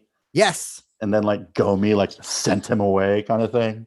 Yes. And now he's at a cave. Ishiwatari. And essentially Ishiwatari was saying that Akira essentially, I'm sorry to say essentially sometimes, is barely able to talk to people. He's antisocial to the extreme. And that one time he went to dinner with Gomi, and all Akira was doing the entire time was trying to think of something he could talk to Gomi about. And he was like, Gomi likes baseball. So he brought up baseball, and Gomi just stared at him, didn't respond. And so after the fight, he went over to Gomi, and Gomi hit him with a towel. Yes, we have a fight. We have a fight of lightweight next for Gomi. I know that Damian Brown wants to fight with Gomi. Sorry, beatdown. We love you, but I think we just made our New Year's Eve lightweight fight, and it's interesting. We need to start stockpiling tape for Gomi's legs so that his knees don't buckle out of place, and get this fight going. Well, anyway, also just pointing out that Akira was getting his ass kicked for a third of the fight, and then I think he managed to knock down the ever elusive north-south choke. Yes. I don't know who pointed out on Twitter. I think it was Shirobi pointed out Ishiwatari, who is in Cave, who's part of Team Cave of Akira, only other person to have a north-south choke win in Rizin. Isn't Ishiwatari the owner of Cave? Isn't it his gym? He's either a head coach or part owner or something, but he's definitely he's involved high up. I mean, listen, one of the things that was consistent about this card was that a lot of the fights, the winner was losing, and then the loser came back, and this one was evident of that because Akira was getting pieced up by Abe, fierce, and Abe had a longer reach and was definitely the better striker, but Akira had fuck you power, as they say. He's got that Ray Cooper the third fuck you power. We're you know what? 10 of my strikes may not hit you, but that one that does is going to send you to the ground. And that's what happened with Abe. And then, probably why Ishiwatari calls him Gorilla. Yeah. No, that's a great nickname. Akira, the Gorilla. Chris, what do you think about this fight? Oh, I thought since y'all want to basically make a play on words, I thought that Akira Okada was basically going beast mode on his opponent. He was near the way that he finished it, because they looked like they were both getting tired, and then Akira just like get that one punch in. He got that one punch to the head. Is beast mode when you refuse to do interviews? No, not like Marshawn Lynch in this case. I meant beast mode as in physically dominating his opponent, just like how he physically dominated Daichi Abe and finished him off with that north-south choke. But the question is now, he's a super lightweight, 157 pounds or 71 kilos. What do you think is next for him, knowing that the lightweight division is currently at a standstill? Go me. They've been building it up. Are you kidding me? Oh, right, of course, because Akira Okada basically said he wants to face off against Takanori Gomi on New Year's Eve. And of course, if Damian Beatdown Brown can't come into the country to fight, that would be a welcome sight to see. But let's just say, if Takanori Gomi's too drunk to get off his ass and fight, who would you want him to face? Who would you want Okada to face? Would it be Damian Beatdown Brown, or would it be somebody else on standby? For shits and giggles, Musayev. Are you sure about that, Andrew? I think it'd be a hilarious fight. I think it'd be a hilarious fight and an interesting fight from a stylistic point of view. I think Akira, no offense to Mr. Gorilla-san, I think he gets his ass whooped by Musayev, but it's just like, I don't know. Yeah, lightweight's a little bit of a weird division because you're either bringing in people from other, like it basically comes down. I mean, I don't know. Yachi, is a Yachi fight at all interesting? I have no interest in seeing Akira. What you're trying to say is it basically comes down to, are you going to have domestic fighters, as in Japanese fighters, just fights? Or are you going to have a Japanese fighter and a foreign fighter face off against one another? Yeah, lightweight's one of those divisions. I think, CJ, you agree that, like, yeah, it's just affected, like, as well as affected by the pandemic. Yeah. Nobody coming in. I mean, nobody going out. You could only do like Akira versus Gomi or Yachi. Trying to think right now. I don't know, against one of the other pancreas lightweights that are available, or deep lightweights. I don't know. Juri Ohara, I guess. Why is he not in Rizin? He deserves to be in Rizin. Because he beat Yachi. That wasn't supposed to happen. That was not supposed to happen. Oh my God. Do you think like afterwards he was driven out to the desert? Well, have we seen him? Oh, we have seen him. So yeah, we saw him murder Kitaoka. Yeah. Kitaoka versus Akira. Listen, Kitaoka seems to say yes to any fight at this point. So listen, Akira versus Abe though. What Abe? Do you want to see Abe back, or does he go back to Pancras? No, not Pancras. Yeah, no, I'm sorry. Deep. Yeah. What do you think, CJ? Let me take a quick look. See. Take your time. I'd be okay with him going back to deep for a little bit. But he's a deep welterweight champion, which I'm pretty sure only him and maybe one other fighter in the welterweight division. Yeah, but I mean, he won a couple of fights in a row. It looks like at deep, but before that, he kind of had like a foreign stint abroad that ended in massive failure. It looks like so. Oh yeah, let him get his groove back a little bit more before he comes back up. I gotcha. No, that's fair. When I say massive failure, that's unfair. I don't mean it that bad. The guys he lost to are like legitimate people. Like Eve Ting is a very good fighter. Yeah. And Jingling Lee is a very good fighter. So I mean, he lost to like really good people, but I would still let him, instead of risking him fighting someone like really good and getting chopped down and maybe permanently damaged, I would let him rehab his record a little bit and then send him back up. Okay, now we have to come to think of it, it would kind of be like a minor league stint in baseball. I'm all about sending guys down for further development and then bringing them back up. Now the main we gotta talk about this and get a drum roll because I think we're gonna have so much fun talking about this next fight coming up, and that is Daisuke Nakamura continue on his exciting winning streak and getting his 15th win by armbar and in his Rizin debut against Suguru Ni.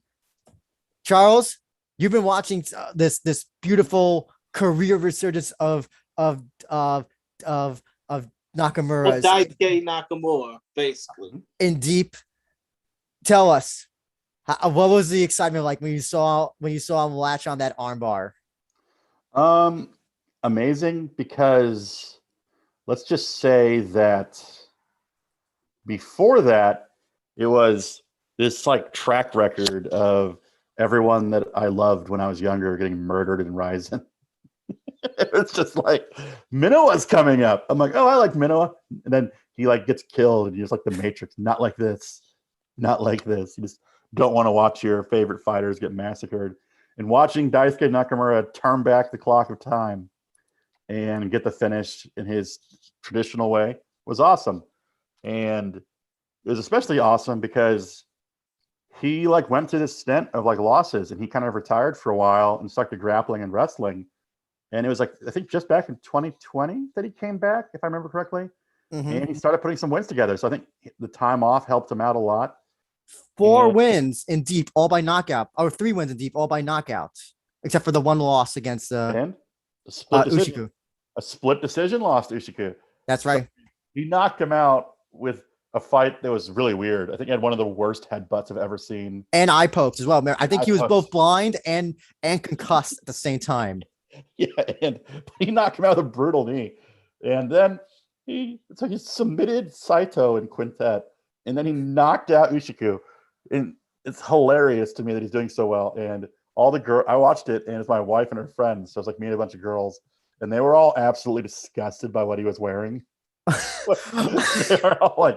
they were like very against his blue spat. He even mentioned it in his post-fight speech. He was like, "These aren't briefs; these are wrestling. These are speedos. These are wrestling fights." So, but I thought it was great. It was great. Can we also? Well, first of all, the way that he got fireman carried, as you can see by in this picture, was that he rocked Knee. He actually rocked Knee, and Knee was like, "Oh God!" and like panicked, like tried to take him down, and went for this, and was like, "Why did you do that?" And look at you can even see in the picture, he has his arm. He said he knew what he was doing, and that's when it was like, "Oh, it was done for Knee." That was like it was done the minute that he grabbed the arm. It really was. But like, the fact here. You could talk about the armbar and all that stuff, but the fact is that he rocked Knee. He's a striker now. He's not just the armbar submission pro wrestling guy. He is a legitimate striker now, CJ. Yeah, he's getting it done. I mean, the knee he knocked out Ushiku with was brutal. Okay. Sorry, Chris, go ahead. CJ? I mean, his knee was brutal. You can go. I'm sorry. No, go ahead. Wait a minute. You're saying his knee was brutal, right? Well, he knocked a guy out. He knocked out Ushiku with a knee in deep, and it was like an absolutely brutal knockout. Of course, and he lost to him in the next fight after that. Before obviously this fight, but what I was trying to say was you can thank and blame his run in Pro Wrestling Noah for that. Oh yeah, I forgot. Yeah, he had the run in Pro Wrestling Noah. I was just checking. The weights don't match up, but I wanted to check because Pancrase has like a similar project with Yuki Kondo, who still fights for them. Yeah, but it's not working out. Ancient. It worked out, and then he just started losing again. He won his last fight. Oh, he did? Oh, I thought he lost that. My bad. Oh, I'm sorry. I'm looking at the wrong record. I was looking. Yeah, he won his last fight by split decision. Oh, okay. But listen, here's the thing. He's not getting results like Nakamura is. Nakamura is legitimately finishing fighters that should be defeating him. I will say that is a major difference is that Yuki Kondo, Pancrase is going out of their way to find like appropriate opponents for him. And whereas it's hard to say that Knee like isn't the same thing in Rising. Knee is a young, strong guy that can fight. And they like had brawling exchanges, and somehow Daisuke Nakamura was winning those exchanges, which is absolutely nuts to me. I know it's that's what I'm just smiling about because like you see mainly Japanese fighters and a lot of older fighters in general, just they never whatever they're good at, they just stick with it and they just never develop anything else. It's Sakuraba could have 50 more MMA fights from his career now, and he'll never be a striker. Yeah. He'll just be the leg lock grappling guy, and it's just didn't Sakuraba finish Ken Shamrock with strikes? It must have been by injury or something. It must have been like an inadvertent injury. He would go for the Mongolian chop though. What do they call that? Yes. The Mongolian. He had some good strikes. The flying butt bomb. Yes. The only person he may have outstruck, maybe it was like Hoist Gracie. It may have been like the only person, and maybe Henzo, but Henzo was not that bad. Was like not that bad of a striker. Like he was okay, not as bad as Hoist was. You have to say that because you live in New York. So exactly. Yes. I don't want your life right now. I don't want him to knock on my door and be like, what you say about my striking? What you say about my striking there? He'll live tweet beating you up. Yes. Like that mugging that he had. And then write about how vaccines are bad after that. Yeah, exactly. So Charles, plain and simple. Oh no, Jamie's saying Saku won by strikes. So I don't know. Maybe it was one of those pro wrestling matches. Maybe it was one of those pro wrestling matches that Pride occasionally. Probably so. No, I think it was one of those like Ken Shamrock's like blatantly past his prime. Oh, okay, or that Sakuraba too. Yeah. But CJ, big question: Nakamura. Yes. Sky's the limit with him. Mm-hmm. He's a future prospect, or he's a re-prospect. He also has the benefit of I think that the back office likes him. I think that the back office of Rising are all like secretly giant Daisuke Nakamura fans. I'm glad. And nobody is happier that he won than him. It is no secret that like Rising has like pet favorites. They have like a hard on for Tokoro. And then I think they love Daisuke Nakamura too. So I think we'll see him. Think of it, but he's also an active pro wrestler. So he's probably gonna do some wrestling on the side as well. True. But who doesn't like a guy who can kick ass in Speedos and make it all look good? Minoru Suzuki. As Nakamura said during the press conference, he came to Rizin because he wants to show the romance of a 41-year-old winning the Rizin title. So what do you think? This whole Last of the Mohicans thing where he was like, I'm the only U-File fighter left. He's like, I'm the only one. He's true. I think he is. He might be still the only and he in terms of legacy, Middleweight Man's not an active fighter as far as I'm concerned. He just came for that one fight. Nakamura is legitimately active in the sports and all types. So since 2002. So I mean, like any wrestler that does well gives IQ Wrestler joy on Twitter, and it makes me happy. Oh, Jamie has an interesting fight. Daisuke Tokoro 2. Are you sure about that? I'm into it. I was gonna say, how sure about that? But what would the Rising that fight would be a straight up grapple fest. Well, my issue with that fight is that the VTR would be 2 hours long because that guy loves both of them, and he would have to put all of the magic mirror no stuff fight. in. It's just a VTR that just lasts forever. A 20-minute part about Tokoro's porn collection, and then going into Daisuke Nakamura's like slow motion shots of his knee pads. So I think it'd be the most epic VTR ever made. To be honest, I think that VTR video would probably be like 5 minutes long, just because. What about Charles? CJ, you like this? Andrew, calm down. Daisuke versus Yuto Kubo. Oh my God. Okay, I'm trying to think about how that plays out. I'm trying to give legitimate answers. All right. You know what? I'm into it because they're both really good at one thing, and now that Nakamura's a striker, yes. I'm into it. Yes, you know what? Exactly. Nakamura is a legitimate striker now. Can we do a pro wrestling angle where Kubo has a split with his wife and she is Nakamura's manager? He walks out with Nakamura to the cage. Yes, to the ring. To the ring, not the cage. Right, yeah.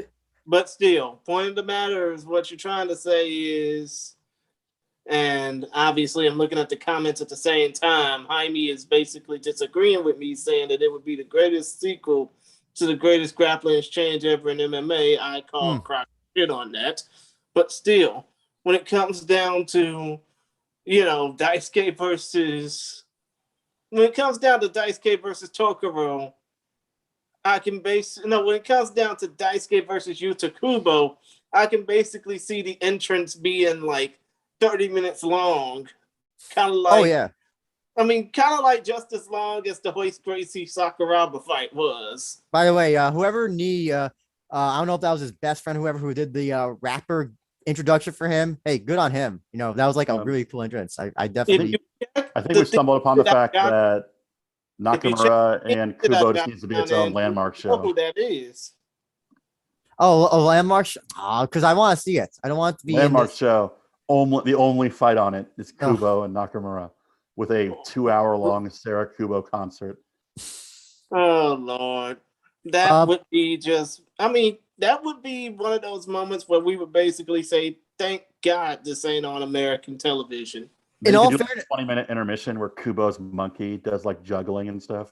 In fairness, though, listen, in seriousness, Nakamura is legitimately if we're doing rankings, he's like legitimately like in Rizin, like top 5 now. He like deserves somebody who's like, the fact that he's beat the champion this year. Yes. like not like 10 years ago. He beat him this year. He's beating both champions in some way. Don't forget. Yes. So he has wins over Saito, as you said, Saito in grappling, quintet, and Ushiku in deep. You can see the video on Deep's YouTube channel. And all that stuff. Probably gonna get like 100,000 more views now because people are just gonna be looking up Daisuke Nakamura and Jutari. You're gonna be like, wait, this guy beat current champion. So if you want, do you think that they'll ever meet again in Rizin, Ushiku and Nakamura? Or do you think that Sakakibara is gonna be like, I want these two to be as separated as possible because then that's like a deep main event? No, I don't think it's gonna happen because I feel like, as fun as it would be, I feel like this is one of the divisions that Rising's trying to be like, this is our like legitimate. This isn't like one of our play divisions. This is like one of our real divisions. Yeah. And so I think they're trying to be like more serious role with it, I guess. Plus, I don't think they want Ushiku to be the champion. No. And I like Ushiku, but I think they wanted Saito to win. Yes. They had him on the poster. They didn't have Ushiku on the poster. Yeah. So I think Ushiku is probably going to get a very tough title defense next. Oh, absolutely. Shake him off. Think about it, though, like I know I had mentioned before, like imagine that like we can live in a timeline where Nakamura and Asakura can happen in a Rizin ring. And I know you don't want that to happen, CJ, but like listen, like it would not surprise me if Nakamura somehow rocked Asakura at this point. I know it's like ridiculous, but the fact that he's rocking people and knocking them out, it is. I'm all for a Asakura, Mikuru, and Nakamura fight if it happens. Old man strength, it's real. Yeah, or Nakamura versus Kanahara. If you want to do Nakamura versus Kanahara, I think that's a very interesting match stylistically to make. Or the shit talk. I feel like you're trying to get Daisuke Nakamura killed. He's outstruck everybody. He's if he was still like Nakamura from 10 or 15 years ago, that's be different. But like now we have a striking ace. We have a striking ace who's also a grappler as well. Listen, don't forget he rocks knee. And that's why knee tried to save himself by doing that elevated fireman's carry. Have Nakamura fight Bobby Oligan. And he'll be the younger man. Oh, okay. Oh, yeah, and plus Nakamura would be facing off against the other Oligan brother after making Andy Oligan tap out, which of course we've seen plenty of footage of in that VTR video for the fight that just happened. Oh, interesting. So he got a little history there. Interesting. Knee though, what do you do with Seguro Knee, CJ? What do you think about him now? 12-9. You see him at the bar he works at. Well, he's doing it. You see he's doing a good job as a bouncer. How about you, Chris? I think for Kumbo Oji, who's now 12-11 according to Tapology. Oh, that's incorrect. That number is incorrect. I think it's 12-9. Yeah, of course. But still, I think Suguru Ni would probably need to go back to the drawing board. Oh yeah. Listen, I have no doubt, Charles, you're gonna see Suguru Ni on a deep show a few months from now. No, you're not. You're gonna see him on a Pancrase show. You think Pancrase? Oh, okay. 2 fights for them so far over the last couple of years. Because CJ, correct me if I'm wrong, but every time I've seen like almost every fighter who's like on a rising card seems to be on a deep show a few months later. It's usually Pancrase or Deep, one of those two. But I mean, I wouldn't be surprised if you saw him on. Just would he be interested though? I mean, would he be on like one of those like Mikuru 1 minute fight YouTube videos or something? Oh, he's not a Mikuru guy, is he? I don't think he is. Could be. I mean, everybody wants to be. Everybody wants me. Take the Shoji route.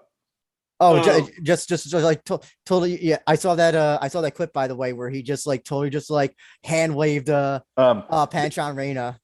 Am I right or am I right? Did he just completely blow her off and run past her? She like says, "Oh, congratulations!" And, like he just blows past by her. He's like, "Where's the important people?" For the record, Suguru Ni is not a Mikuru guy. He's a Maha Sakurai guy. I was about to say.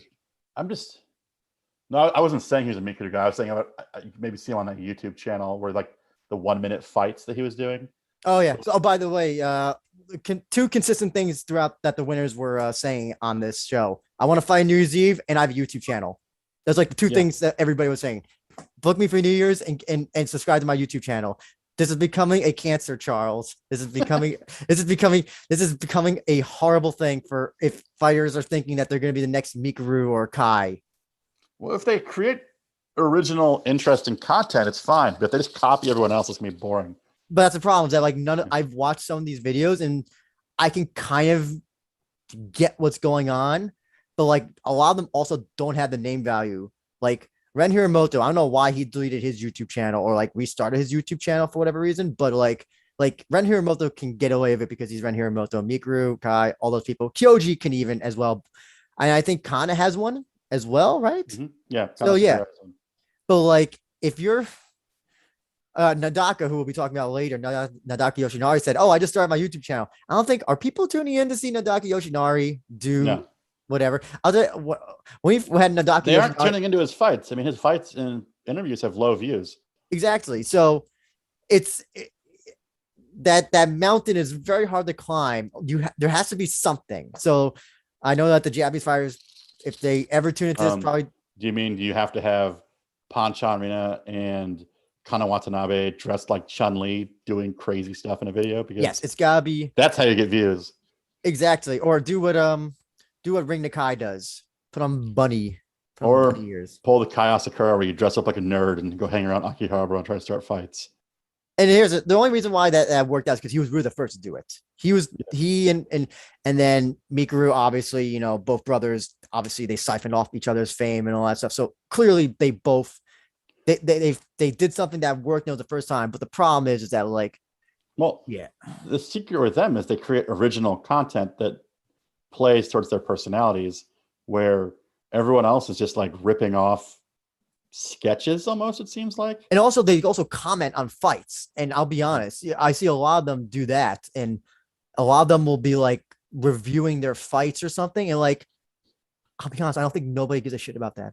Nobody. So, the fun ones are, besides the Asakura brothers, I like watching Kenji Osawa, because he has this giant American guy named Big Joe, who has like the big black guy, right? Yeah, he just has Big Joe like fight like Emi Fujino and another woman at the same time. And it's so funny because he's just so big, but he doesn't know what he's doing. But so that's the kind of stuff I want to watch. Or I want to watch Shizuka Sugiyama stalking people. Like when she was stalking Kitaoka, that was a funny video. But when they just do like that one where they like hit each other's sticks that every single one of them have done, I'm just like, I'm not interested in that anymore. Or you know, some of them do like training videos, and I think that also like nobody gives a shit about that as well, unless it's like Shinya Aoki. If it was like Shinya Aoki, like maybe like because it's like, oh, that's Shinya Aoki, he's gonna like do some like gonna teach some crazy ass grappling shit. So anything that they show they have to show their personality. So like even if it's like Mizuki Inoue and her brother's channel, which is funny because they both don't like doing videos and they talk about it during the video. That's funny to me. Like the fact that they're just like, I know. When you see like how little Naoki Inoue cares about anything, they're just like Mizuki's picking his walkout music and he's just like making a sandwich. I'm like, yes, this is the kind of content I need. There's like a terrace house kind of like thing to that though. I think that's why that kind of works, because it's kind of like it has that quality. But yeah, like I have watched some of these fighters' YouTube channels and it's just like I don't know who the audience who they're trying to. I guess they're trying to appeal to everybody, but like I just don't see what the appeal is. And like I can like the thing about the Kai one is that if you don't understand Japanese, you can understand it at least. Oh, he's a fighter who's dressing up as a nerd and picking fights with people. That's universal. It's like a variety show skit. The problem is that a lot of Japanese fighters don't really like to show their personality that much for some reason. So that they take like this whole approach of like, oh, how's your next fight going to be? Ganbarimasu. My name is so and so. I think that was also the other common thing as well, is that all the fighters repeated their names. So they always go like, I'm gonna do my best and please support me. That's like the go-to answers for everything. And so you like when you're interviewing them, you have to like dig deeper to get like actual answers, or like get them to get. So the fighters that are able to like show me their person, just throw questions around that are just uncomfortable. Yeah, exactly. Or like when they so the ones that are willing to like show their actual personalities or like what they're into on their YouTube channels do well. Whereas the ones who are just trying to do like weird games or commentaries, I don't think are doing very well. Speaking of weird, did you see the Rise Confessions that they did on Kenta Takizawa? And he said that he had a really big erection. He was super hard. He said that before his fight. They were interviewing him like before, or like he was preparing, and he said like, I'm super hard right now.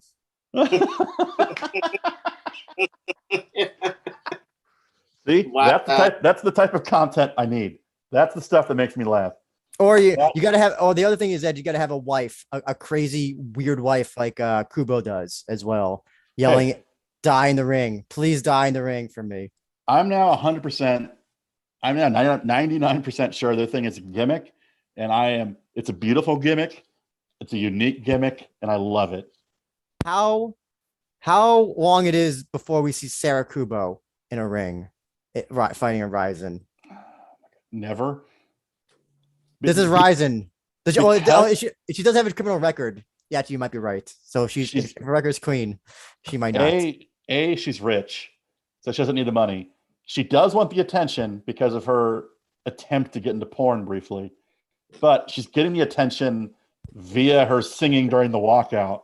So I don't think fighting would get her more attention, unless you had her fight like Yachi's girlfriend's a famous actress, so maybe you could have like a fighter gets the movie contract deal, and I'd be into that.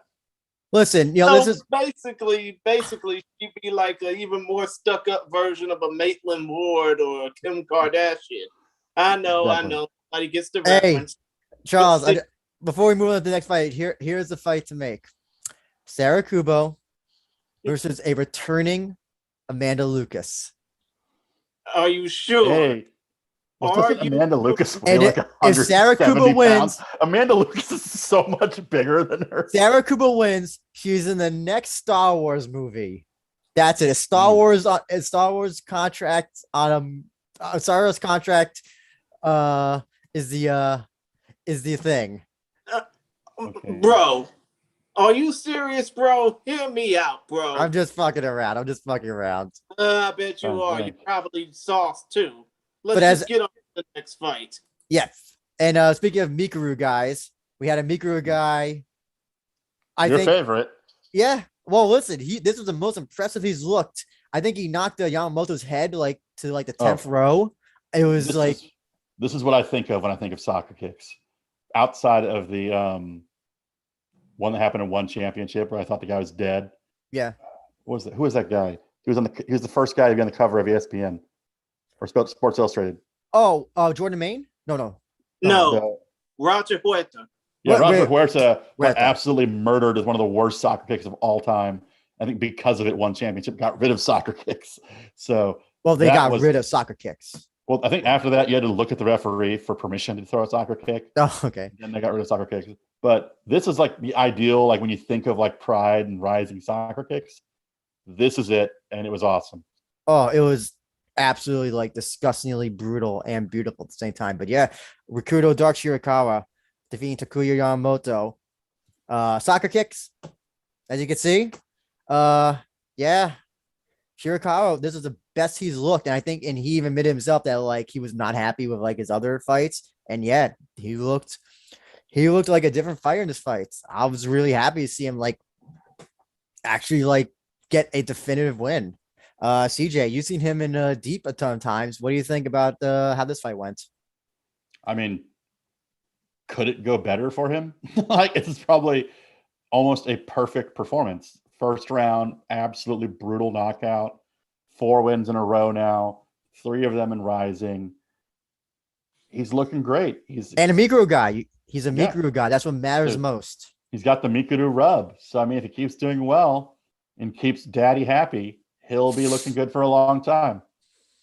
I like how you say daddy. I think you refer to Mikuru as daddy. Yes, I was. Anyway, Chris, what do you think about this fight? And Dark getting his first finish. Well, not his first finish, but his a real cool finish in Rizin. I think anytime you have a soccer kick finish in MMA, especially in Japanese MMA, and especially under the, as Jay Wolf likes to say, superior epic Rizin rule set, is always a thing of beauty. And Dark Rikuto Shirakawa just did that by basically kicking Takuya Yamamoto's head like a damn soccer ball. I'm already getting his name messed up because I already had his name messed up in the lead up to the fight. I realized that his Twitter handle had zeros for O's, but still, point of the matter is, I think that a soccer kick is a thing of beauty, and I think that Dark Rikuto Shirakawa just perfected that. Especially considering the fact that Shirakawa, is finishing everybody left, right, and center. And if he keeps doing this, who knows? It's like you said, the Rising Featherweight division is stacked. Mm-hmm. Shirakawa is probably going to be the main reason why. What about Nakamura versus Shirakawa? Yusaku Nakamura versus Shirakawa? No, Daisuke. Oh, that would be a fun fight. Deep versus deep. Yeah, deep versus striker deep versus striker. Yeah, striker. Sign me up. Striker. And listen, hey, if he wins that, then you have a legitimate reason to make Mikuru versus Daisuke. I'm just trying to think of any sort of pathway to that match at this point. But what would you do with Shirakawa next? I mean, obviously, like you said, he's got the Mikuru rub. He said he wants to fight New Year's Eve. I'm pretty sure he said it's subscribed to my YouTube channel. What do you think you do with him next, CJ? I mean, as I've said for every fight in this division, it's such chaos now in this division. Grand Prix, then. Grand Prix, yeah. I think Grand Prix is like, I think even Sakakibara's is like, what the hell do I do now? Like, the entire division has just been turned upside down. I think you do a Grand Prix, put him in it. Oh, I think so. Like, the problem is that there's so many fights you can make. I think it's at this point just kind of like you have to let a Grand Prix settle this. Yeah. Takuya Yamamoto, though, what do you think? Do you bring him back again, or you send him back to Gretchen to get it back a few more wins, Charles? Back to Gretchen. I mean, first round soccer kick finish. Build them up with some more wins, then bring them back. I will say, though, I love seeing the fighters from these other promotions. I love seeing the Fighting Nexus guys. I love seeing the Gretchen guys on these shows. And I say send them back down and get them a couple more wins, then you bring them back up. Your thoughts, Chris? What do you do with Yamamoto-san? Chris?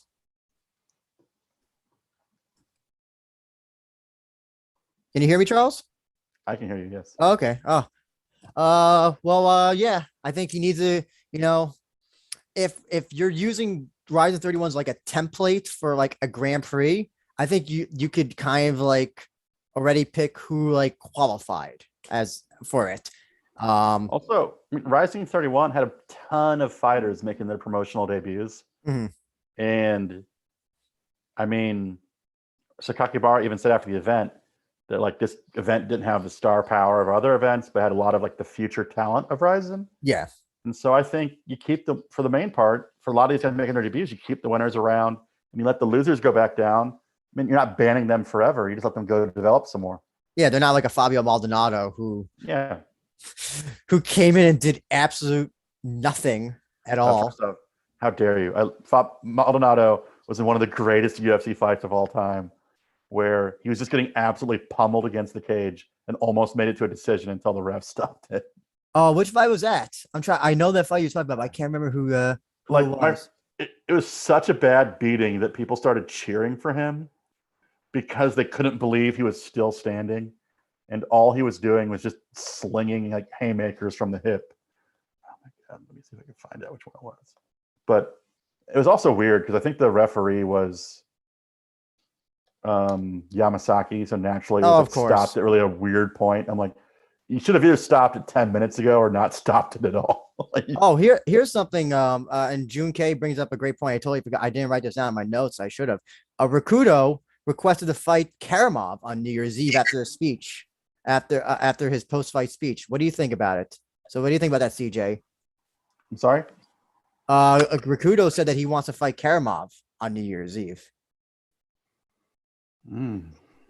Is Karamov longer banned? I think we kind of like surmise that he might have been like blacklisted. No, he can be brought back in.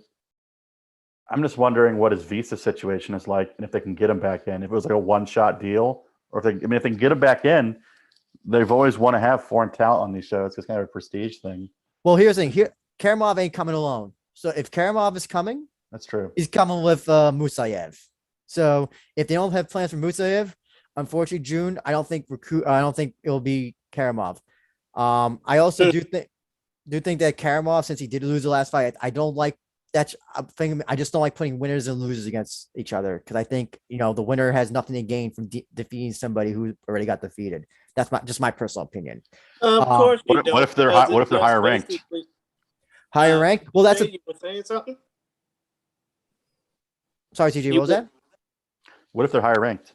Well, that's the problem. Is also with Rise is just like since there's no like I know that MMA Prospects has their own Ryzen rankings that they kind of do, but like since Ryzen doesn't officially have their own rankings, I have to kind of just go by my own mind, like what fight makes sense, and usually it's winners, losers, losers. A lot there are exceptions though, like Mikuru. Listen, if Mikuru loses, you could have lost five. You could win 5 fights, and you'll still say, "Oh, I want to fight Mikuru," just because the name value. So there's like exceptions to that. It is an interesting fight from a stylistic standpoint. Rakuto and Karamov. I mean, here's the thing. I just hope that Karamov doesn't like grab Rakuto's shorts to like take him down or like rip his eyeballs out or something or some shit like that. I mean, yeah, that would be kind of crazy to be honest. And I hate to interrupt, even though it's kind of my thing. Even though I know y'all had plenty of time to talk about this, even though I was on a phone call. But when it comes down to potential opportunities, I mean, wouldn't you like to see Shirakawa face off against somebody that's right up there with him in skill level? I think so. Him versus Horie would be a great fight to make. Or against Nakamura, per chance. I think in the end though, I think Grand Prix is what you do because I think when there's so many fights to make, you just kind of have to be like, okay, you know what? 8 people, Grand Prix, 1 alternate. That's what you gotta do because if there's too many cooks in the kitchen, then it's just gonna be you're gonna have like one show that's gonna have like 8 featherweight fights that have no like. There's nothing that they're like that there's no end goal. It's just a featherweight fight, just for the sake of featherweight fight. Basically, what you're trying to say is, even though I know that cooks in the kitchen thing is kind of outdated, you're gonna have a shit show and you're gonna have to get somebody like Gordon Ramsay in order to break up the chaos. Exactly. CJ, what were you gonna say? I think you're about to say something as well. No, I'm fine. Okay. So yeah, that's what I think. If you want to talk about though, you were talking about a Fabio Maldonado beatdown. CJ. We're gonna talk about a beatdown, as you can see from my graphic. Nadaka Yoshinari. I mean, like every Nadaka Yoshinari fight. Yeah, defeating Naoki Ishikawa by like, I mean, like, I don't know what else there is to say here. It was. I'm surprised. It was a knockdown masterclass in how to get your ass whooped. I don't know what there is to those say. elbows were awesome though. Oh, those standing elbows were amazing. I'm so glad that like elbows are now universal in Rizin. They allow them in all MMA and in all kickboxing. I'm glad that there's like consistency in the rules now. But like, I mean, yeah, the problem is that like everybody who fights Yoshinari is going to get their ass kicked. Yeah, almost everybody, I think, at this point. So I don't know. It is like, worth mentioning though that this fight he did move up a weight division for it. Oh yeah, but like, so I think he's hunting a bigger fight because he knows that he's too small to get a lot of attention. So what bigger fight are you thinking there, Charles? Is it a potential fighter from a Teppen gym, perchance? Yes, Hinata Terayama. No. Intergender kickboxing. I'm all for that. No. Yeah, I think that's what he's trying to get to before it's too late. Assuming that the Takeru fight doesn't happen, which I don't think it's going to happen. But side note, the fight I was talking about with Maldonado was his fight with Glover Teixeira. That was it. Yes. Oh, yes. I know. Yes, but I mean the problem. Yeah. So, what do you think that Yoshinari like? So obviously, weight class. Listen, he's not a big guy. He's like 5'2", 5'3". I think I don't know what the highest weight class he can ever achieve. Maybe 125. I even can't see him making 135 just with his build. So I don't know, like, and you said that like he's not that his views on like YouTube for like post fight stuff aren't popular as well. I mean, his fight views in general, I don't think he gets a lot of attention. I don't know if there's anybody in the chat who wants to dispute or confirm Yoshinari's popularity. I'll say this: that when we interviewed him, it got many more views than I thought it would for somebody like Yoshinari. He's loved by kickboxing fans. That I know for a fact. I love Kickboxing Crew. Beyond Kickboxing. I love kickboxing. Beyond Kickboxing Crew. Discord, love him. His fight for this event's getting decent views. He's got 72,000 views, which outside of the big fights is pretty good. But it doesn't like stand out though, if that makes sense. And we'll talk about like when we talk about the first fight, that somebody that he has history with and who has beaten him, but on the amateur circuit. I mean, yeah, the problem is that there's really like until you start bring in some Muay Thai guys. I think you said that last time. Like you gotta start bringing Muay Thai guys or guys from Thailand, and like that's when you can start maybe having some sort of legitimate competition with him. I don't even know legitimate even. It's it's gonna be hard to tell how good he is because I don't think that Japan has a super deep Muay Thai scene. Yeah. I think Japan has a very deep kickboxing scene, but kickboxing and Muay Thai are very different. So we need to start getting some actual Muay Thai guys over for him. Yeah, but sometimes they blend the records together for kickboxing and Muay Thai, don't they? Yeah, they do, and they also like to throw shoot boxing in there as well. Yeah. Of course. I mean, but when you think about it, it's hard to get, highlights and get respect for a man who for the last, I guess, close to 2 years now, obviously the last 25 months has been on a tear through every opponent that he's faced off against, especially in Rizin where he's knocked out each of his 3 opponents so far, well, each of his 4 opponents so far. He's knocked them out, broken their noses. I think that's why he brought up his YouTube channel. I think he's realizing he needs to do something to like get attention because the performances themselves aren't getting the desired effect. So when we interviewed him, through LJ's help, I actually had to help him set up a Zoom account. He did not have Zoom on his phone, so I had to he did not know like the proper way to like set up a Zoom account, and I had to actually like it was a. I was So what just you're like, saying is these are going to be really high quality YouTube videos oh, coming out of his these YouTube. channel. Oh yeah, they're gonna. It's gonna listen. Kai Mikaru. Oh, they're on the run for their money. Listen against Yoshinari. His YouTube views. Oh yeah. Yeah, it kind of sucks. But I Oh, imagine if he keeps persisting, like if you keep having these knockouts, people have to eventually notice, right? I guess Yep, so. especially if he keeps knocking out, Yeah. Bangkok cab drivers and Tokyo street vendors and stuff like that. Oh, we have two interesting comments. Jamie says, need one good old one night tournament. I guess you could do that. Where to find the talent though? It'll be like Nadaka. Or is that an older comment? I thought that was is that a featherweight comment or for the Yoshinari? Sorry, is that Yoshinari? Or is that for featherweight? I'm guessing that's for That's for kickboxing. Jamie, just clarify. But June K says, putting weight aside, can we get Yoshinari to go up against Koji to boost him up on his public attention? What do you think, CJ? Koji versus Nadaka. I mean, I think I may be mistaken. Yoshinari talked about going up in weight again after this fight. So I mean, it seems. I mean, this fight is at 118 pounds. Doesn't Koji fight like significantly heavier than that? 145, I think, or one. I mean, he fought Gomi at around like 150. Oh, I mean, yeah, but Gomi's huge compared to him. I just feel like it's such a big gap. And we all know Bobby Oligan.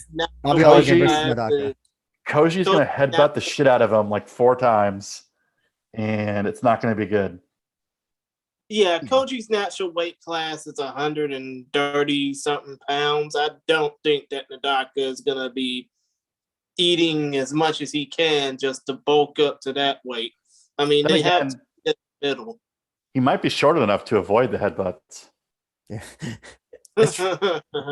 Jamie says, hell, why not both? So I guess he means featherweight and for whatever weight division Yoshinari is. So I mean, featherweight, and in the case of Yoshinari, that would probably be, strawweight. And I mean, it would be strawweight in, professional mixed martial arts, but it would basically be, I think flyweight and kickboxing and boxing. If you can bring over some Thai champions for him to beat, that'll help elevate him because Japanese fans love the whole Japanese beating the world thing. So quickly, what do you think about Naoki? I mean, before you continue, Andrew. Sorry, go ahead. Of course, the Japanese love the Japan versus the world thing. They've been building that up for like 70 years. And so, what do you think about Naoki Ishikawa? Back in Rizin or back to wherever he came from? Absolutely not. Back to bomb or heat kickboxing. Yeah, wherever he's from. He can go back to bomb heat way, score. But no, he's a knockout guy. He's a knockout guy. Oh, he's a knockout guy. Oh, yeah. I mean, do Knockout have any shows anymore? I mean, are they coming back? How dare you, Panchan Rena? Whenever Panchan Rena is available, they have a show. Of course they do. But I'm just saying, maybe Naoki should go back to Knockout and get a few more wins there before, eventually coming back up to Rizin. Like you said with the whole Suguru Knee thing earlier. Have him have a minor league stint, then go back up to the big leagues. I do think that there's more value in Suguru Knee than there is actually in Naoki Ishikawa. Yes. I believe I also said that Suguru Knee should go back to bouncing, but of course you did, but still, point is to be true. Point is proven true. Naoki Ishikawa need to build up a few more wins before getting called back to the big bosses at Rizin. Now, as far as the other fight is concerned, obviously we got 3 more fights left to talk about, 2 of which in the flyweight division. And I think, Andrew, you got the graphic in the background now, so why don't you talk about it? Yep. As we predicted, Yuki Ito made mincemeat out of Yusaku Nakamura. But in fairness, though, Nakamura did, I think, rock Ito once. I think we predicted this fight perfectly when we said Nakamura's going to look really good until he gets hit. And that's exactly, he has all the skills. He just can't take a punch anymore, unfortunately. And all praise to Outsider. I mean, it's great to see one of their fighters doing well. Yeah. You listen, and also Ito won his last fight. He just fought, was a contender for the flyweight championship in Deep and put on a hell of a fight with Yamato Fujita. So, he's definitely got to look at. You just got to feel bad for Nakamura, though, because he's got all the skills still. He looked very good, but just can't take a punch. No, I don't know what to do with him next. I mean, he's got post Tenshin KO syndrome. Yeah, I mean, I don't know. Quintet. I don't know how good his grappling skills are, but are they quintet level? Well, I mean, he tried just about everything else. He got knocked out by Tenshin. He hasn't really been getting the best of luck in Rizin MMA rules. Maybe grappling is the next step for him. But what about Yuki Ito, though? Definitely got it to look at. He seems like he has the looks that's like popular with some of the younger fighters, kind of like the tattooed bad boy Ren Hiramoto angle. So I think he'll find some support, and I think he'll be welcome back it was an exciting fight. And that's the types of fights they want. Oh, yeah, it was an exciting fight for nearly 5 minutes. I mean, obviously, elbows and punches, thing of beauty. Yep. But, maybe he should, would a fight between him and the guy who obviously won the next fight that we're going to be talking about, Seiichiro Ito, no relation probably, would a fight between those two be must watch? I would probably say that Ito is the favorite going into that one. Oh, and to be more specific, Seiichiro Ito is probably the favorite. But that'd be a fun fight to watch. And speaking of the Seiichiro Ito fight, I thought Hashimoto looked awesome. Oh, he did. He did in the first round. He absolutely did. And problem is though, is that he tried to rear naked choke a guy who's grappling levels above him. So yeah, I don't know why in those situations, I'm like, you're clearly beating him on the feet at this point. Why not just stay on the feet? It was a big mistake on his part. And I thought, yeah, and actually there's a graphic right there. Ito beat Hashimoto by rear naked choke just in the second round. But yeah, again, Ito was getting his ass kicked, and then yeah, his face looked messed up afterwards too. Like he was really getting his ass kicked. I think his nose had broke. He must have broken his nose. If he didn't break his nose, I'd be really surprised. I was thinking that too, because I think it was under his left eye. It looked like it was swelling. Yeah. Which I thought that was a symptom of a broken nose as well.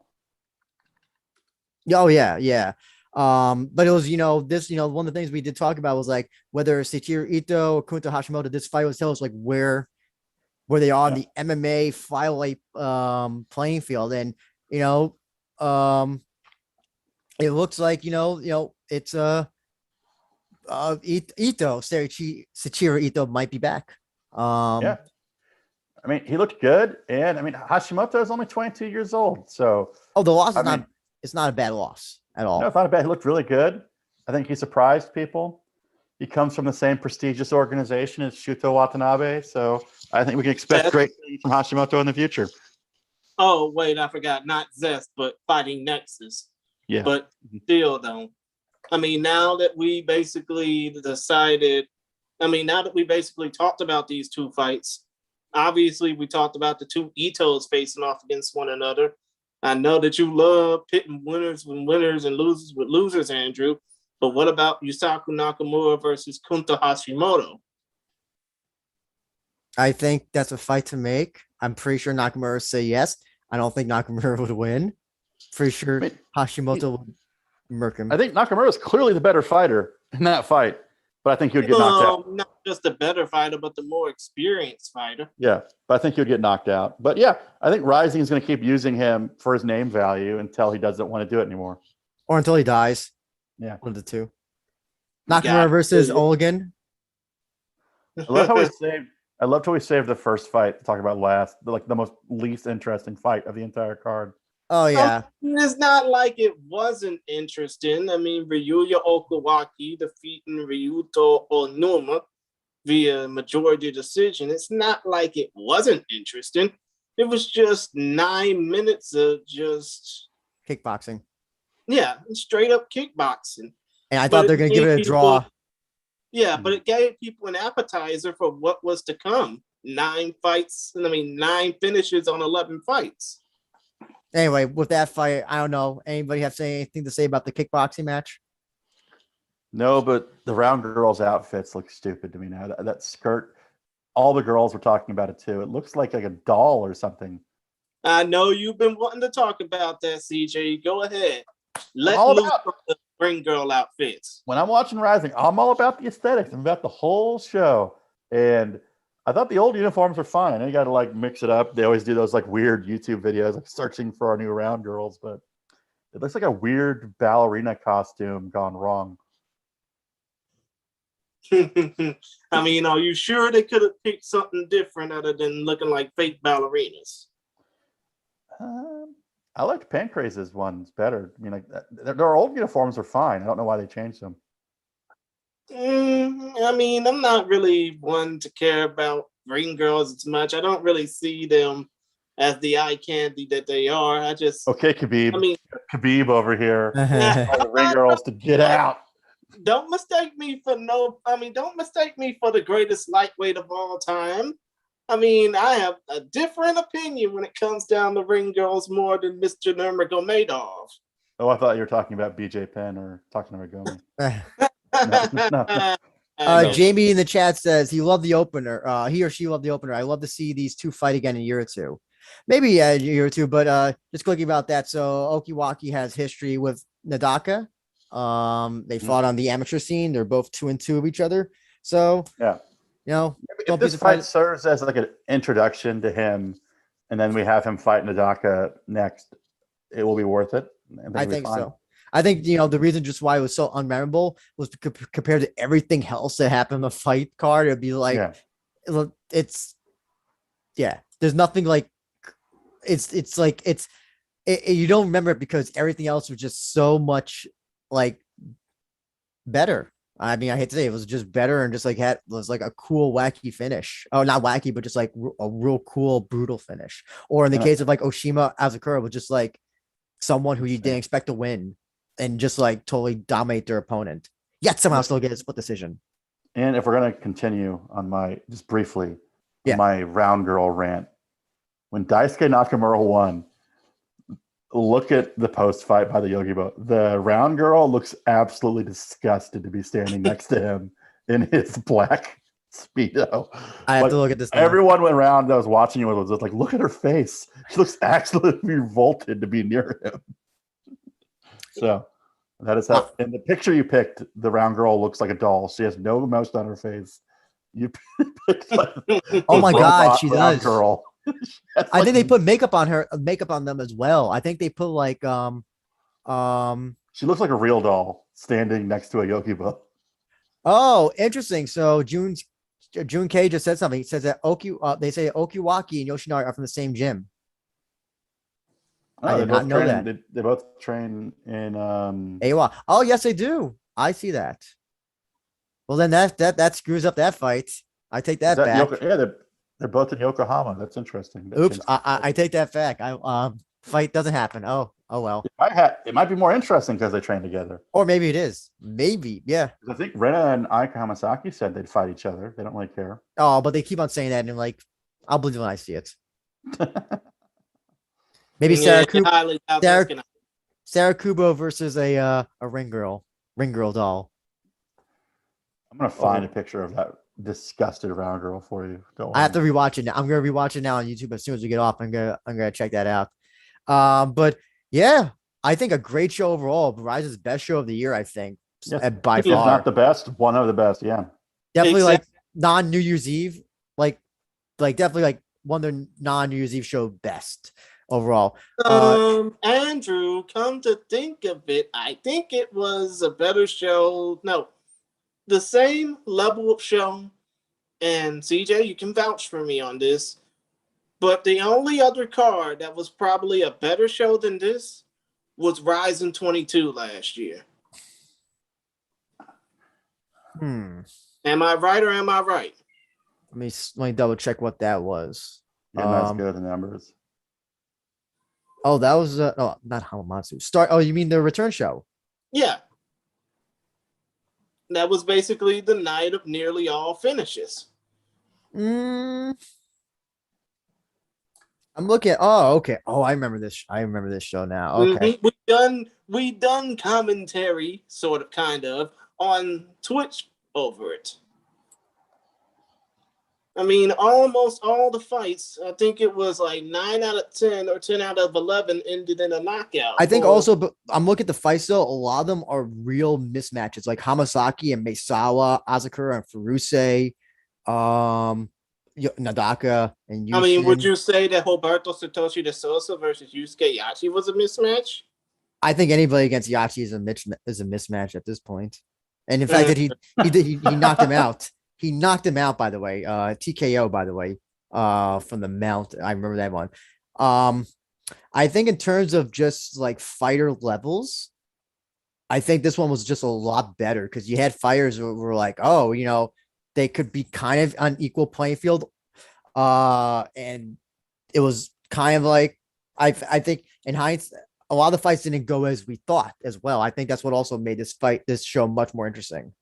Because you had Kanahara defeating Ashida, you had Oshima defeating Asakura, we had Sudario defeating Saint. We had a number of fights where the fighters were who we picked and thought like, oh yeah, easy win, and then they didn't win. So I think that makes it more. And who the fuck?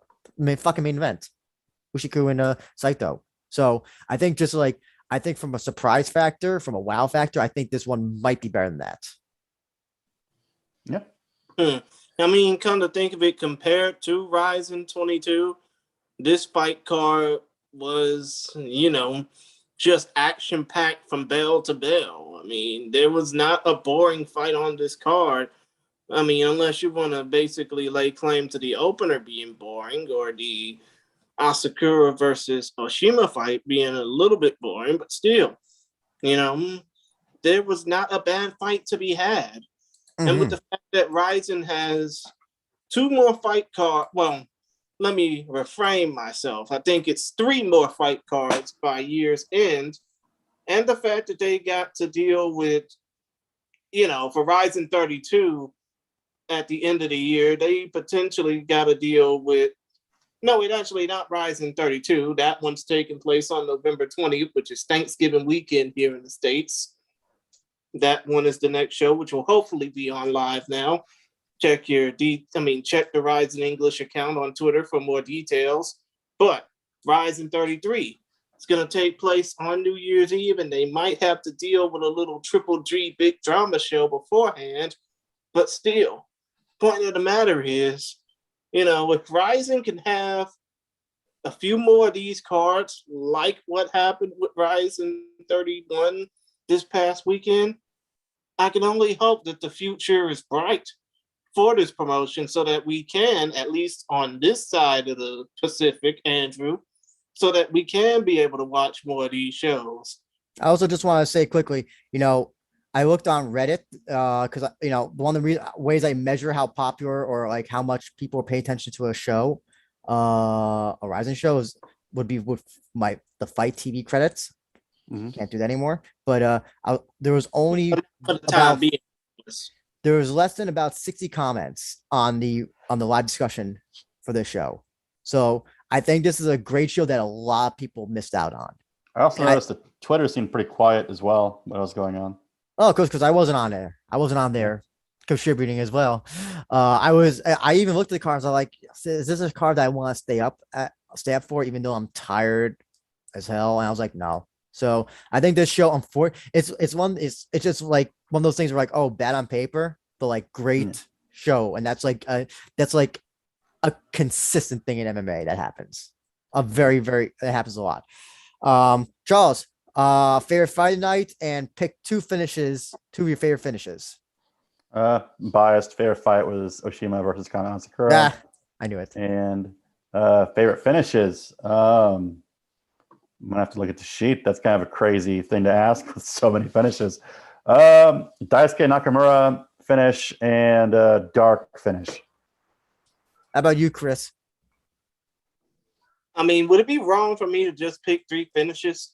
Okay, that's fine. Pick 3 finishes. Okay. Then I will say my fight of the night, Juntaro Ushiku upsetting Yutaka Saito. My knockout of the night, sorry, Lord Lane Saint Ilme, Semper Fidelis. I would have to say Sudario knocking out Saint. And my submission of the night, most definitely Daisuke Nakamura turning back the clock a few years, submitting Suguru Ni with a flying armbar. No disrespect to the Akira Okada north-south choke finish over Daichi Abe. Honorable mention would have to go to Saori Oshima over Kana Asakura. I think that was quite controversial, but hey, it's fighting. We can't change the fights. We can only just watch them. Mm-hmm. As for my fight of the night, Ito versus Hashimoto, just because it was a crazy back and forth. And that was a good one. Oh, yeah, it could have been ended in the first round. Yeah, the referee could have ended it, but he let it continue into the second round. And just the fact that Ito made such a comeback, such a dominant comeback, was just amazing. Submission night obviously has to go to Nakamura. Yeah. And then knockout night. Oh Jesus, there's like 1,000 knockouts. Just pick one and be consistent. You know what? I love a good soccer kick, Dark Shirakawa, because it was just it was. Like you said, Charles, you said it best, that it was like a definitive. That's like, if you want to do highlights of soccer kicks, that is what a soccer kick is. That you show to non-fans, like, oh, hey, this is what we mean by soccer kicks. And then they're like, oh my God, that's so gross. I'll never watch Japanese MMA. Yeah. If you want to show them why soccer kicks should be legal, you show them that. Should be, yeah. And if you want to show them why kicking an opponent in the head in any location should be legal, show them the Saori Oshima fight. Oh, yes, exactly. With that being fun said, to watch. I just liked how it was like she discovered a new toy during that fight, because there was other positions where she's like, I wonder if I can kick her head from here too. She was trying to kick her head in other positions too. So. I see. Oh yeah, no, absolutely. Listen, hey, listen, it worked for her, and I'm glad that she was able to I'm surprised that you don't see more people when they're setting up an armbar just kick the person in the face as they're doing it. So in jujitsu, at least 10th Planet, they call when you press your foot against the opponent's head to kind of get out of an armbar, it's the nickname for that move is called douchebag. So if you hear a coach, you yell, whatever, dude, go for douchebag. That means, take your foot and just press it against their face and try to escape that way. So do you train at 10th Planet? Yes. So is your coach in the corner yelling bong rip, zombie 365, 9/11 hoax? Basically, yes. Yes. Moon doesn't exist. The moon doesn't exist. The moon doesn't exist. Flat Earth, chemtrails. Yeah, that's kind of how it's those weird names that baseball teams give their things, alpha, whatever. So yeah, that's what it's called. I'm tainted by 10th Planet, because every time I see a guy take a guy's back with one hook in, I'm always he's going for the twister. They never are. I always feel like people have a twister set up and they don't go for it. And it's funny. I think the only people who've gone twisters in MMA are not 10th Planet people. Oh, I know that Korean Zombie is not a 10th Planet guy. But he said he learned it from watching Eddie Bravo videos, though. Oh, he did? Oh, okay. I didn't know that. And then Shayna Baszler, I think, is the other one that got one. Yeah. Shayna Baszler was the first fighter, male or female, to get a twister submission on national television in the United States. Yeah. I think Aoki might have one. Does he? I would be surprised if he does not have a twister. I know he has the only. He has one of the few go-go platas. Yes.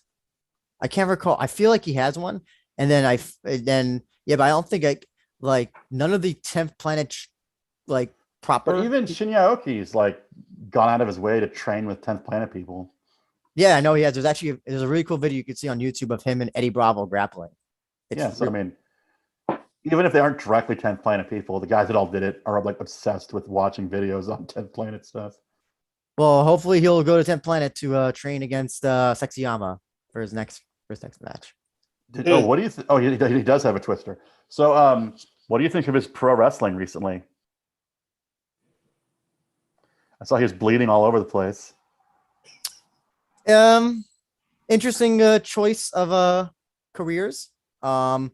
He never struck me as a guy who was really like pro wrestling fan. The guy that was training to be a police officer who then stepped out to be an MMA fighter and now a pro wrestler. It's funny. Sakine was also a police officer and was also a pro wrestler. It's funny. I don't know. Maybe there's like some big connection between policing and MMA and pro wrestling. There is. Police is like a really closely connected with judo in Japan, and most police academies have like a judo gym inside of them. Oh, really? On the island I used to live on, they didn't have like a judo school, so all the high-level judo people went to the police academy to train. Well, I mean, listen, he seems to be having fun with pro wrestling. Saito said he wants to go into pro wrestling death matches. Yeah, I saw that. So, I mean, as long as it's not against Masashi Takeda. I will say on the Aoki train, I saw the Kitaoka. I was at the Kitaoka fight the day before Rising, and he is almost unintelligible when he speaks. Like he was in Kitaoka's corner. You hear like, I'm just like, what the hell is wrong with Kitaoka's voice? It's because he's been smoking Newports for the last 20 years. Yeah, it shows. I don't know how you can listen to him on commentary because I hear just like this like gravelly, raspy voice, and I try to make out words. I can make out words like every few words in Japanese, but like for him, I legitimately cannot tell what he is. You know how you listen to him on commentary? Because he's a hilarious commentator. Because he legitimately doesn't care, and so he's just saying like absolutely terrible stuff during the fights, and it's absolutely hilarious. I think you said that like he was like giving like kickboxing or like boxing like advice or something during like in a Wanabima match or something. Ursin Yamamoto got mad because during the Itsuki fight, he was talking about like how bad of a job Ursin was doing as a second. He was like, he's giving her terrible advice. He shouldn't be seconding. Hey, Ursan versus Aoki. Oh yeah, let's do it. As long as ONE FC allows it. Which, by the way, that damn ONE Championship needs to get their shit together. Especially for the atomweight. I think the atomweight tournaments come together quite well. All of the favorites are gone now, and there's a high chance that a late replacement is going to win. Yeah, of course. But that's another story for another day. I got your photo, Charles, by the way, of the ring girl. She's like, who's this disgusting old man next to me? And she's like, she's not even making eye contact. No, she's not even making eye contact with him. She's like looking. She's trying not to look at him. She's trying to ignore him. She's like, what the hell is happening next to me? And why didn't the hot bouncer win? Of course. But still, we can gawk and look at the hot ring girl getting grossed out by the fighters all day. Let's go ahead and call this in. But before we do, CJ, you got Sogo-Kaku. Tell us about it. Yeah, so I have articles mainly about the women's scene in Japan, which is why I like the Saori Oshima Kanahara fight, because I've been watching them for years. We have interviews with a lot of deep and pancrase fighters. And I do a bi-weekly podcast with Shu Hirata, who's a manager for a bunch of different fighters, including Mizuki Inoue and Naoki Inoue. And so we like to talk a lot about Japanese stuff on there as well. Mm-hmm. And for those who can enjoy it, they can check out the podcast you have with Shu Hirata on various different platforms, especially via Google Podcast, Apple Podcast, Spotify, YouTube, or wherever you get your podcasts, right? Yes, it's everywhere. And my website's sogo-kaku.com. And you can also follow me on Twitter. All the links are on the website. So if you're interested, just go there. And if they can follow you on Twitter, they can follow you at CJ_Sogo-Kaku, right? That is correct, yes. And Andrew, you're probably listening to me right now because I know you say you're a little bit busy. So I'm going to go ahead and close it out for you. If you enjoyed the show, please feel free to subscribe to us on YouTube. We hope you have already subscribed to us by watching this video alone. You know, we are the We Are Rising podcast. We are the main focus and what am I trying to say? We are the primary English language voice for all things about the Rising Fighting Federation and Japanese mixed martial arts, or if, you know, if time does constrain us, and we did have a lot of time constrained from us, we tend to shoot the shit. You can follow us on Twitter. I'm on Twitter at ChrisGary92. Andrew, my conspicuously absent partner, is on Twitter at ABenja1. The show handle is on Twitter at We Are Rising Pod, WeAreRizinPod, all in one word. You can follow Andrew's writing exploits on MMAsucker.com, and you can follow the podcast on Stitcher, SoundCloud, YouTube, which we hope you're subscribed to, Apple Podcasts.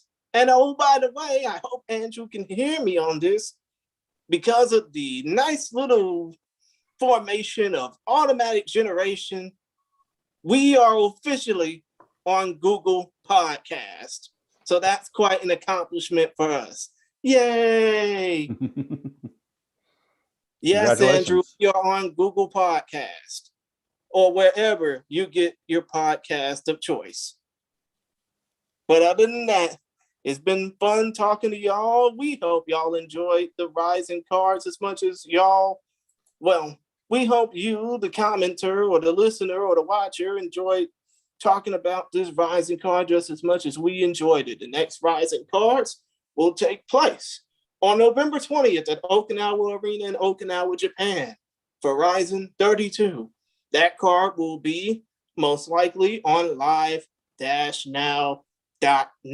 Well, actually live-now.com. Oh, what the hell. Just go to @Live Now Global on Twitter and you'll find out more information. And as for the Rising Fighting Federation, if you want to check them out, follow them on Facebook and Instagram at Rizin Fighting Federation. Check out their YouTube channel. Just search for Rizin Fighting Federation via Google or YouTube. Follow them on Twitter at Rizin_PR for the Japanese audience, at Rizin_English for the international audience, which I realized there were a lot of Japanese commenters onto that platform during the fights this past weekend. Or if you want to check them out for more information, just go to RizinFF.com for more information. And also, make sure to check out more info on that Rizin Trigger card that's going to happen November 28th from Kobe World Memorial Hall. Hopefully we, the foreign fans, can enjoy more info on that, even if it doesn't air on these shores. But other than that, we bid y'all adieu. For Andrew Benjamin and Charles Jewett, this is the Chillmeister Chris Gary. We thank y'all for tuning in to us, and we are glad you're a part of us. We are glad you are as big Rising fans as we are. Be safe. We'll talk to y'all soon. And until next time, fight fans, as the great Lenny Hart always likes to say.